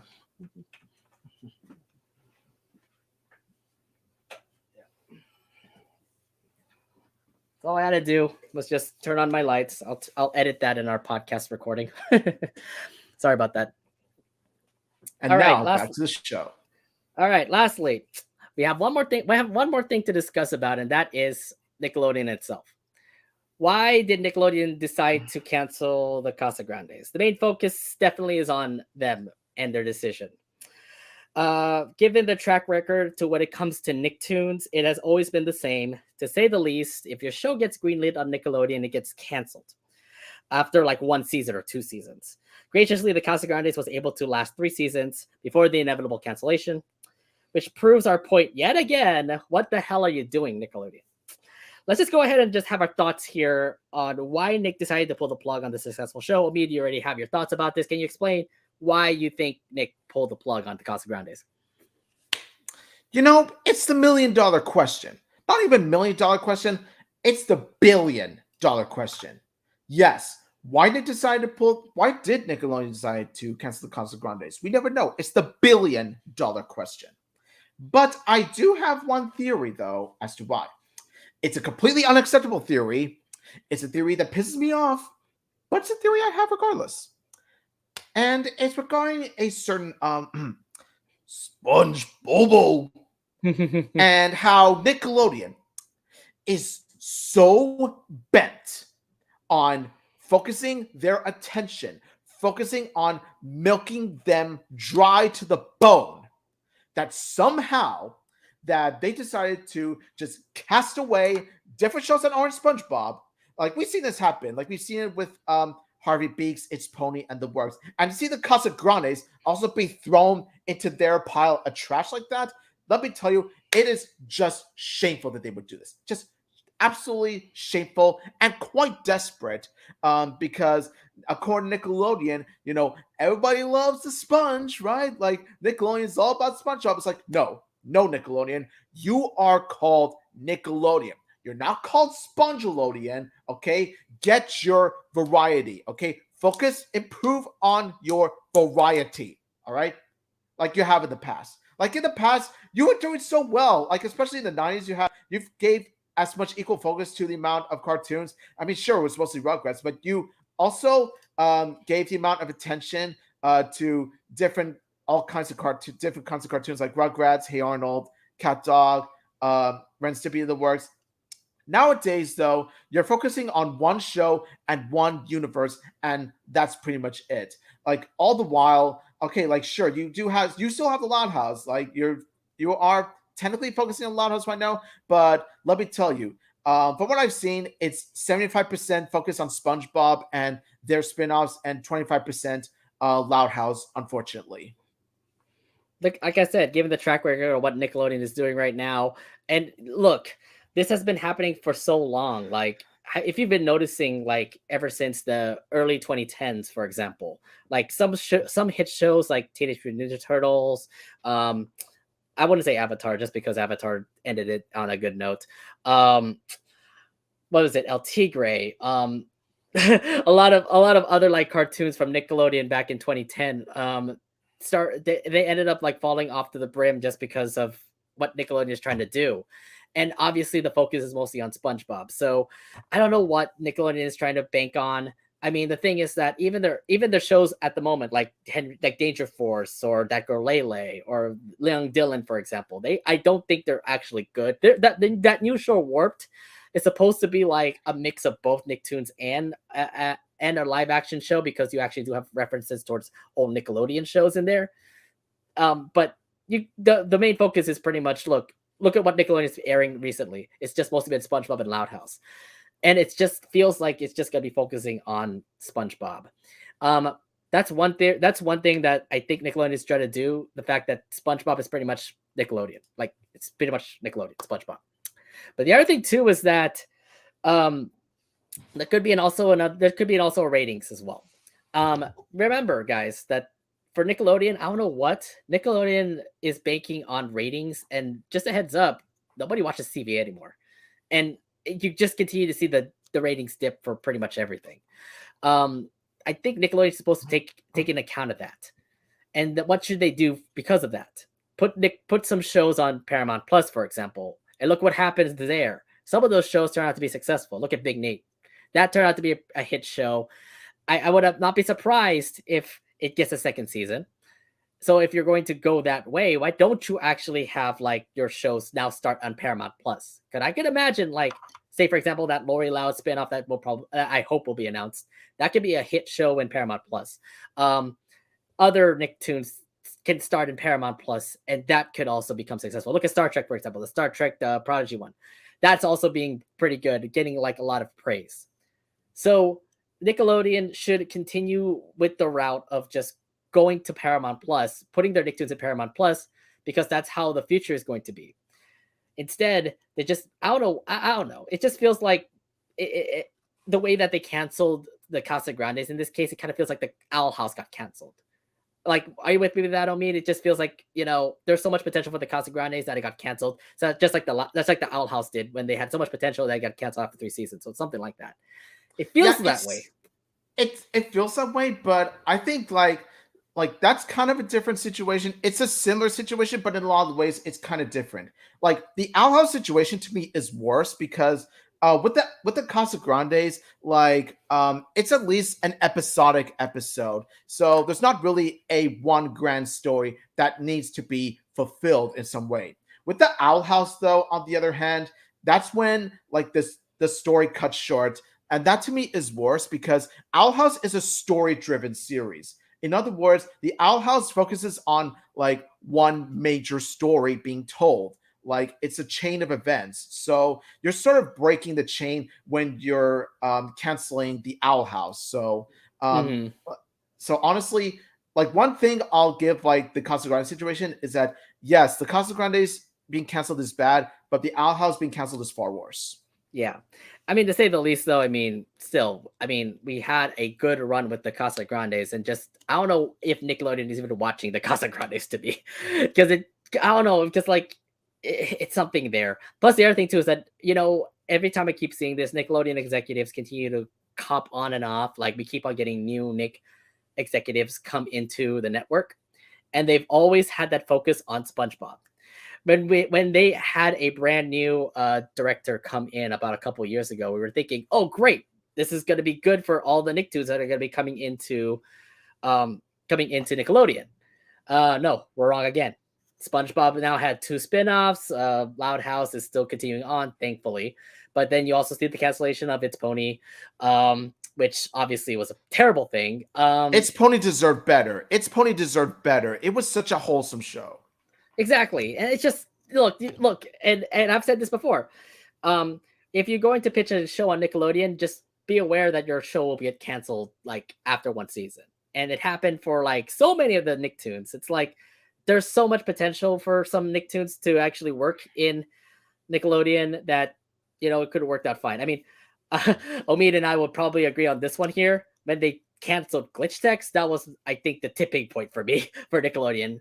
And that was a good show. That was a so good show. I was beyond pissed when that happened because Glitch Text, I absolutely love Glitch Text. Glitch Text is one of the best cartoons of the decade. Not only that, Miko Kubota is one of my absolute favorite characters of all time. So you really did Miko dirty. I mean, you do Miko dirty, you are bad on my part. Well, The other thing too is that you left the show in a huge cliffhanger. Cliffhanger. Yeah, That makes it worse. and That makes then it worse. you're not gonna bring it up, and you're not gonna continue on with the Are you series. kidding me? Yeah, Ugh. I just hope the Casagrandes don't end like that, for example, because yeah, you're gonna cancel the show in after season 3. If you're going to end in a cliffhanger like that, I swear to God, Nickelodeon, you fucked up again. Like, yup, really ruined like TV shows like this, and that's not the way to do it. Also, another thing too, I don't know if you are following the puppet show Barbarian the Troll. I think they got canceled too. Unfortunately, I never watched the show, it's so okay. it doesn't It's okay. really Don't affect me worry as about it. much. It's actually not bad. It just sucks because that was only one season, and it actually turned out to be pretty good. Like the story wise, it looked out to be pretty good, and they got canceled after one season. I'm like, don't leave it in a cliffhanger like that, guys. Come on, there was potential for season 2 of that show, and then yeah, I don't know what. It just feels like Nickelodeon's like, hey, it's good, goodbye. Hey, it's so good, goodbye. You just hope that it doesn't happen for like, for example, Loud House or anything. Yeah, but honestly, what do you really expect from Spongelodian? Yeah, I mean, okay, so Omid, are you really banking the fact that it's all about SpongeBob? That's the reason why Nickelodeon's canceling it. Is that really your final answer in this one? Like I hope I'm wrong on this, and you can feel free to correct me on this if you found a legitimate source as to why like Nickelodeon decided to cancel the Casagrandes. I could be wrong, and I really hope I'm wrong. Like I hope that it has nothing to do with the fact that Nickelodeon loves SpongeBob, but I can't help but think that with the way that Nickelodeon milks heavily on SpongeBob, I just can't help but feel like SpongeBob could play a major role onto Nickelodeon's decision to cancel the Casagrandes. I can't help but feel that it has something to do with the yellow sponge. I have a feeling it could be that too, but we'll see. But still, I mean, like you have 3 spin-offs, and you have 3 spin-offs. I mean, sorry, you have 3 SpongeBob shows in the network right now with SpongeBob the regular show. You also have Patrick Star show, and then Camp Coral. And then from what I've been hearing from Paramount's upfront, there's also more SpongeBob movies coming out, and you already know the track record for those SpongeBob movies. Could be bad, considering what happened after the 3rd movie.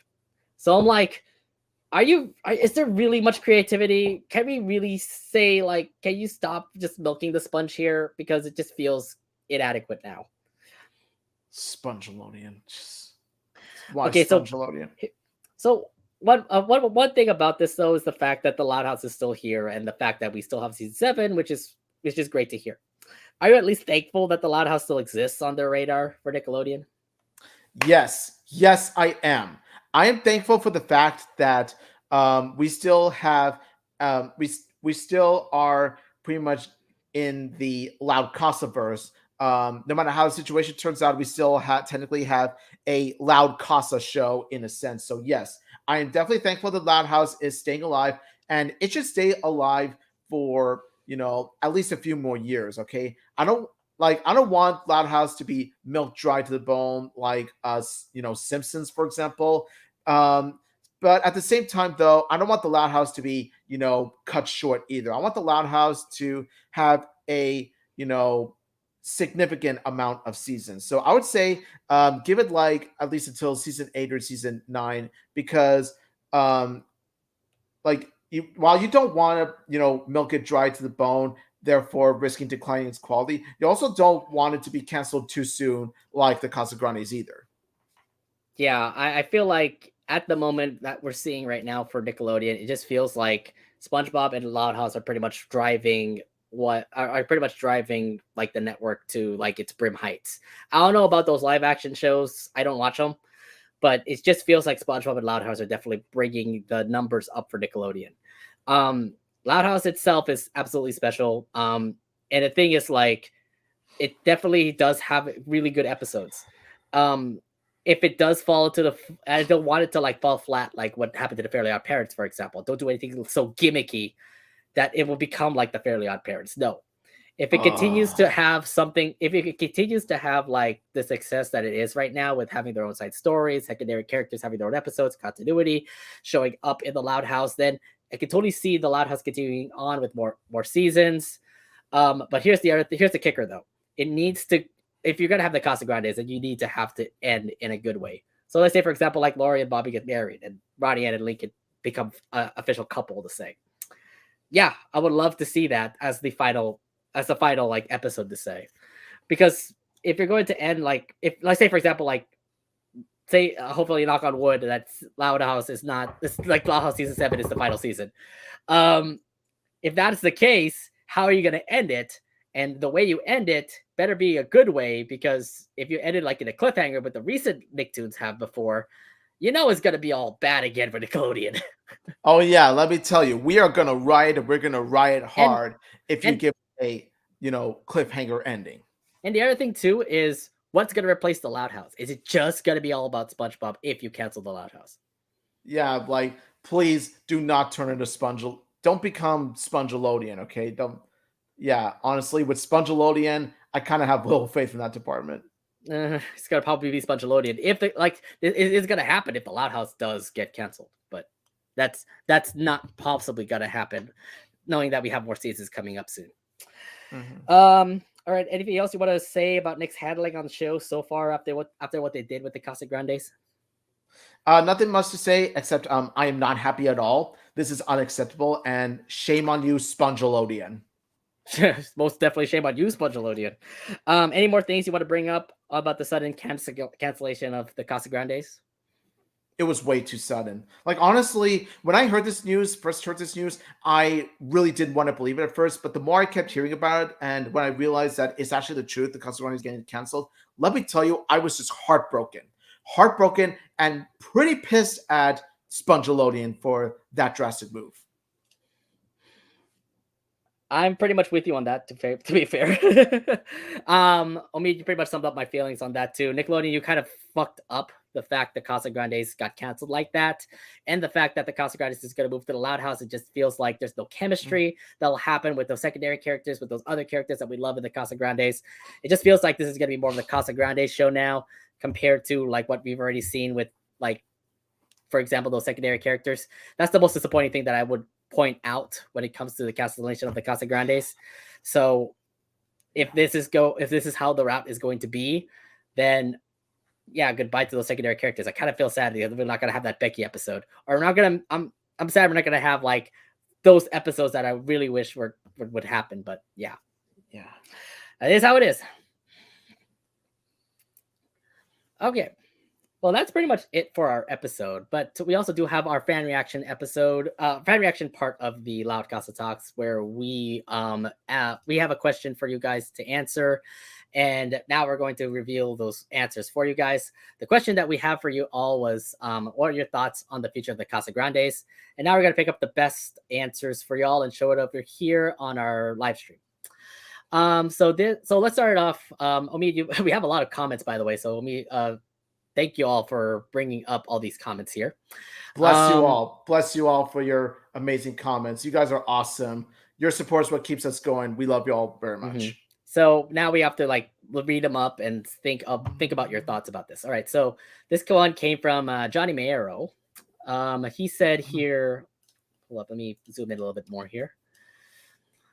From Johnny Mayero, he said, I do believe we will see more of the Ronnie Ann and her family in season 7, and I still think we could do a Casagrandes movie and maybe something for the Changs. I hope to see a spin-off series for Sid Chang and her family. They deserve more love.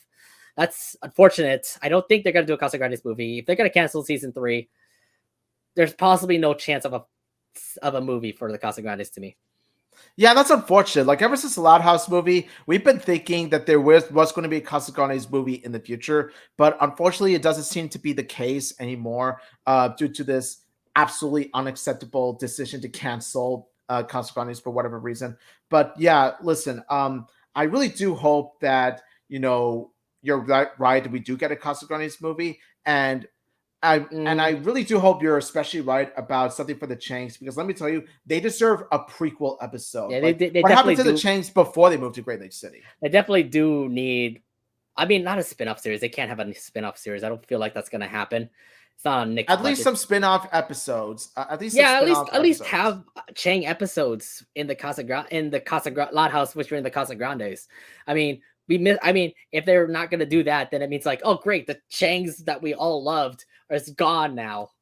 See, that's what I said. Secondary characters are not going to have their spotlight anymore. Yeah. It's terrible. All right. This came from David Martin.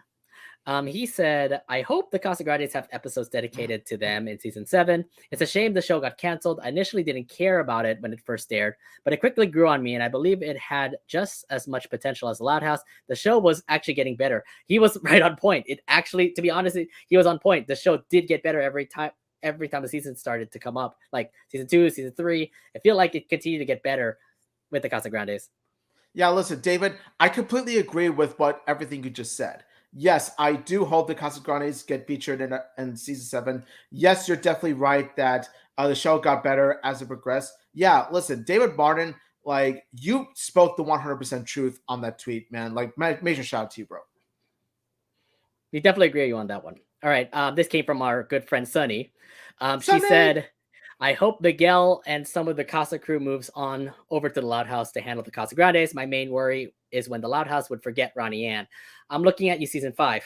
So Yes, I remember. I would hope. Hashtag justice for Ronnie Ann. I spread it out. Hashtag justice for Ronnie Ann. Yeah, okay? I hope they don't just reduce the Casagrandes to just crossover bait. Yeah, I really hope not. They need to have their own focus episodes. If they just continue to be just crossover bait, that sucks. That would terrible if they ever did that. Yeah, honestly, I definitely agree. Like, if they did like some sort of crossover bait with the Casagrandes, let me tell you, it would be severe injustice to the big Mexican Latino family that we all know and love. Severe injustice. Mm-hmm. Most definitely. All right, this came from Vincent Sofuok. Definitely a huge fan of the Loud House and the Casagrandes. My hopes are that Miguel Puga and some, if not all, the other CEE from the Casagrandes, I guess in crew, from the Casagrandes make their way back to the Loud House to deal with the Casagrandes. It's one thing they're keeping the Casagrandes family, but I hope they don't scrap out the Changs. Yes, I do. Like I said, secondary characters still need their love. If they scrap out the Changs, then it's like we're just mostly focused on the Casagrandes. Where's Sid, out of all people, that is the best friend to Ronnie Ann, right? Exactly. Like, I don't think they're going to scrape it all together, Vincent. But dude, bro, Vincent, like, let me tell you, the amount of episodes, like I said, the amount of episodes that the Changs and the secondary characters from the Casagrandes are going to have, like I said, they're going to be few far in between. Like, for every one episode that focuses on the secondary characters of the Casagrandes, there's going to be like 5 episodes focused on the Casagrandes themselves and 10 or 15 episodes focused on the Louds. That's pretty much how it's going to go. Mm-hmm. Right. I just hope that they get more focus on the Changs. Like, at least have like 1 or 2 episodes in a season with the Changs, or if anything. This came from Ryan Mead. He was a guest star on our LoudCasa Talks before. Ryan W. Mead, buddy. How are ya? I hope Miguel Puga returns to the Loud House creative team. Besides the Casagrandes being his babies, he was responsible for some of the best Loud House episodes during his tenure there. And I would love to see him continue to work with both groups of characters. Oh, yeah. If anything, definitely. Please bring Miguel to the Casagrandes again. I mean, to the Loud House again. Yes, he was great. He was great in the Loud House and the Casagrandes. He definitely is a great person. Yeah, and Ryan, just like how David was 100% on point with his post, Ryan, you were 100% on point with yours as well. I completely agree with everything you said about the man. Like, dude, the guy is a great creator. The guy is such an amazing artist. And yes, he deserves to work on both groups of characters. Yes, I definitely agree with you, Ryan W. Mead. Miguel Puga is the GOAT. Yes, he definitely is. And hopefully he comes for the Loud House season 7, if anything. This is from Loud House side character screens. I didn't know he actually would reply to this. Yeah, I didn't either. I didn't know that. I didn't know that a Twitter account that just mostly posts up side characters of the Loud House actually would reply. But I'm flattered. I'm flattered at the same time. Don't get me wrong. Don't think they'll show up a lot on the main show unless they do those episodes where it's a Casa family episode like season 3 did.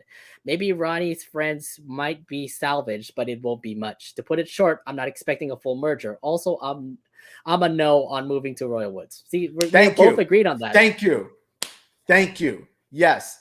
No, like, please, no to moving the Ronnie Ann to Royal Woods. That is an absolute no. Absolutely not. I mean, absolutely not at all. Yeah. I don't know if there are any more that we can put up. I do definitely think. Oh, this is a long one. Shoot. TLDR. We'll do a TLDR version. I don't know. Like, it was like the fall by the way. So, I'm reading like most of these. This one's a pretty long one. Okay, let's do this one here. This is from AKM22111. Good, really good friend of mine. Really good friend of mine. He said, sadly, I'm expecting everyone besides the Casa Santiagos and the Chanks to most likely fall by the wayside. While I think it's a shame, I do definitely think keeping the cast as it is would make things too difficult for the Loud crew to go forward, since they seem to have already a bit of a hard time giving everyone proper screen time, as season 5 kind of shows. I do at least hope the Casagrandes do get a good amount of episodes per season going forward, around 10 or 11 minute segments. Around 10, 11 minute segments will be the best possible scenario, in my opinion. Yeah, I do hope so too.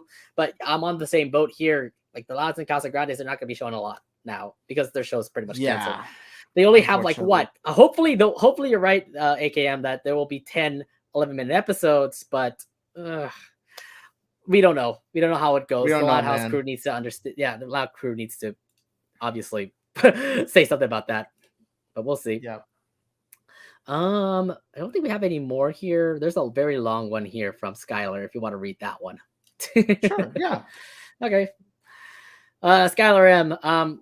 We know that she's a fan of ours. Let's see what she says. First, I'm going to say flat that I think it would be a shame if they do anything moving the Santiagos and even the Casagrandes to Royal Woods. It would not be a good idea. You. Another no to them moving to Royal Woods. Good on you, Skylar. It would not be a good idea. It would be unfair for Ronnie Ann and Bobby as characters that they've grown as characters in their own spaces, friends, and more. See, that's a good point too. Exactly. That's exactly what I was saying in this podcast episode, Skylar, that it would be a spit in the face to Ronnie Ann and Bobby's character development and the amount of friendships they connected with, the amount of family members they have in their lives. It would be a spit in the face to that if they moved to Royal Woods. Good on you, Skylar, for that post. Good for understanding. Thank you for being an awesome fan. Yes. Secondly, we love you. I really here. She's also a Becky fan. Awesome. Thank you, Skylar, for being a Becky fan. I really like Becky since she first appeared, and also have grown to like Laird and do like Ricky. And I feel like side characters like them and others will be mostly lost if the Loud House is going to incorporate the Casagrandes. It feels as if they would only focus on the families for stories more than anything else. That's another point, by the way. She kind of put my point into perspective. Secondary characters are probably not going to happen in the Loud House for the Casagrandes. So that means less time for Laird, less time for Becky, less time for Ricky, less time for like Miranda, Georgia, all those other side characters. They're not going to have much if they're going to be in the Loud House. Right? Yeah, I mean, everyone's going to be in agreement on that. Yeah. I love them. I love the secondary characters. It just sucks that they're now going to be falling by the wayside. Most of them, anyway. Yeah. Don't like Becky. God damn it. I mean, the Loud House also has so many characters that I feel a little conflicted on seeing the Casagrandes incorporate into the Loud House because of that, especially since they've seemingly started giving some sides some more resonance. It was nice having a Zach episode, for example. Unless they can pull something off, I'm more on the worried side rather than on the optimistic on this part. So she's also worried as well of how this is gonna go. Yeah, believe me, I think we're all worried, Skylar. I think we all are. All right. And I think that's enough time for us to actually go to your guys' fan reactions. So thank you very much for those who answered our question for this LoudCasa Talks podcast episode. Thank you all for answering. We'll have another one up for our next LoudCasa Talks episode. And that's pretty much it for our LoudCasa Talks episode. Thank you very much for listening in. Please remember that you can also listen to our LoudCasa Talks podcast wherever you listen to podcasts. We're available on Spotify, Anchor, Apple Podcasts, Google Podcasts. Wherever you listen to podcasts, will be available for you there. And also, thank you for watching our YouTube stream as well. Please subscribe to our YouTube and click the bell to be notified when we are live. I do want to let you guys know that our next live stream will be next Thursday, as we finally will review the final episodes of season 5. It'll be Appetite for Destruction, Frame on You, Roundaway McBride, and High Crimes. Yeah, those episodes we're going to review on next Thursday. Yep. So don't forget about that. Actually, that's the wrong title. No, don't worry about it. But yeah, listen, like catch us on Thursday when we review those 4 Loud House episodes. And I know it was a bit of a watching a bit. It was really heavy, unfortunate news that we had to cover in this episode, but we had to cover that because it was a lot to talk about. Hold on. I forgot to do this here. The 13th is next Sunday. We have a new LoudCasa Talks, by the way, next Sunday. Just a heads up. Yeah, so Catch us on next Sunday for our next LoudCasa Talks, where Well, hopefully we'll talk about more positive news, keep our spirits lifted, keep our spirits high. our next LoudCasa Talks episode will occur next Sunday as we discuss the importance of the secondary characters. I mean, we've seen them finally have their time in the limelight, from Lincoln's Friends finally having their own episodes, to the Casagrandes neighborhood finally having their episodes. Um, and it has helped make the show quite more enjoyable to say. So in our next episode, we break down how taking some time away from the main cast and having the camera on a character from out of nowhere can help make the show more enjoyable. So our next LoudCasa Talks episode will be the importance of secondary characters. That's going to be next Sunday. So hopefully you guys will be here as we talk about those secondary characters to y'all. Yes. Yeah, next Sunday. Yes, can't wait to talk about it, especially when it's going to be a much easier, much happier topic to talk about than what we just talked about tonight. That's for sure. For sure, yeah. All right, that's pretty much it for us here. For those who are watching on the live stream, thank you very much for listening in. And for those listening to our podcast, thank you very much for listening to our podcast. That's it for us here. Again, my name is Nate. And this is Omid saying thank you all so much for watching. Thank you all so much for listening. And let's all stay strong after this unfortunate bit of news that we have gone through recently. And until next time, smell you later, Casa Crew.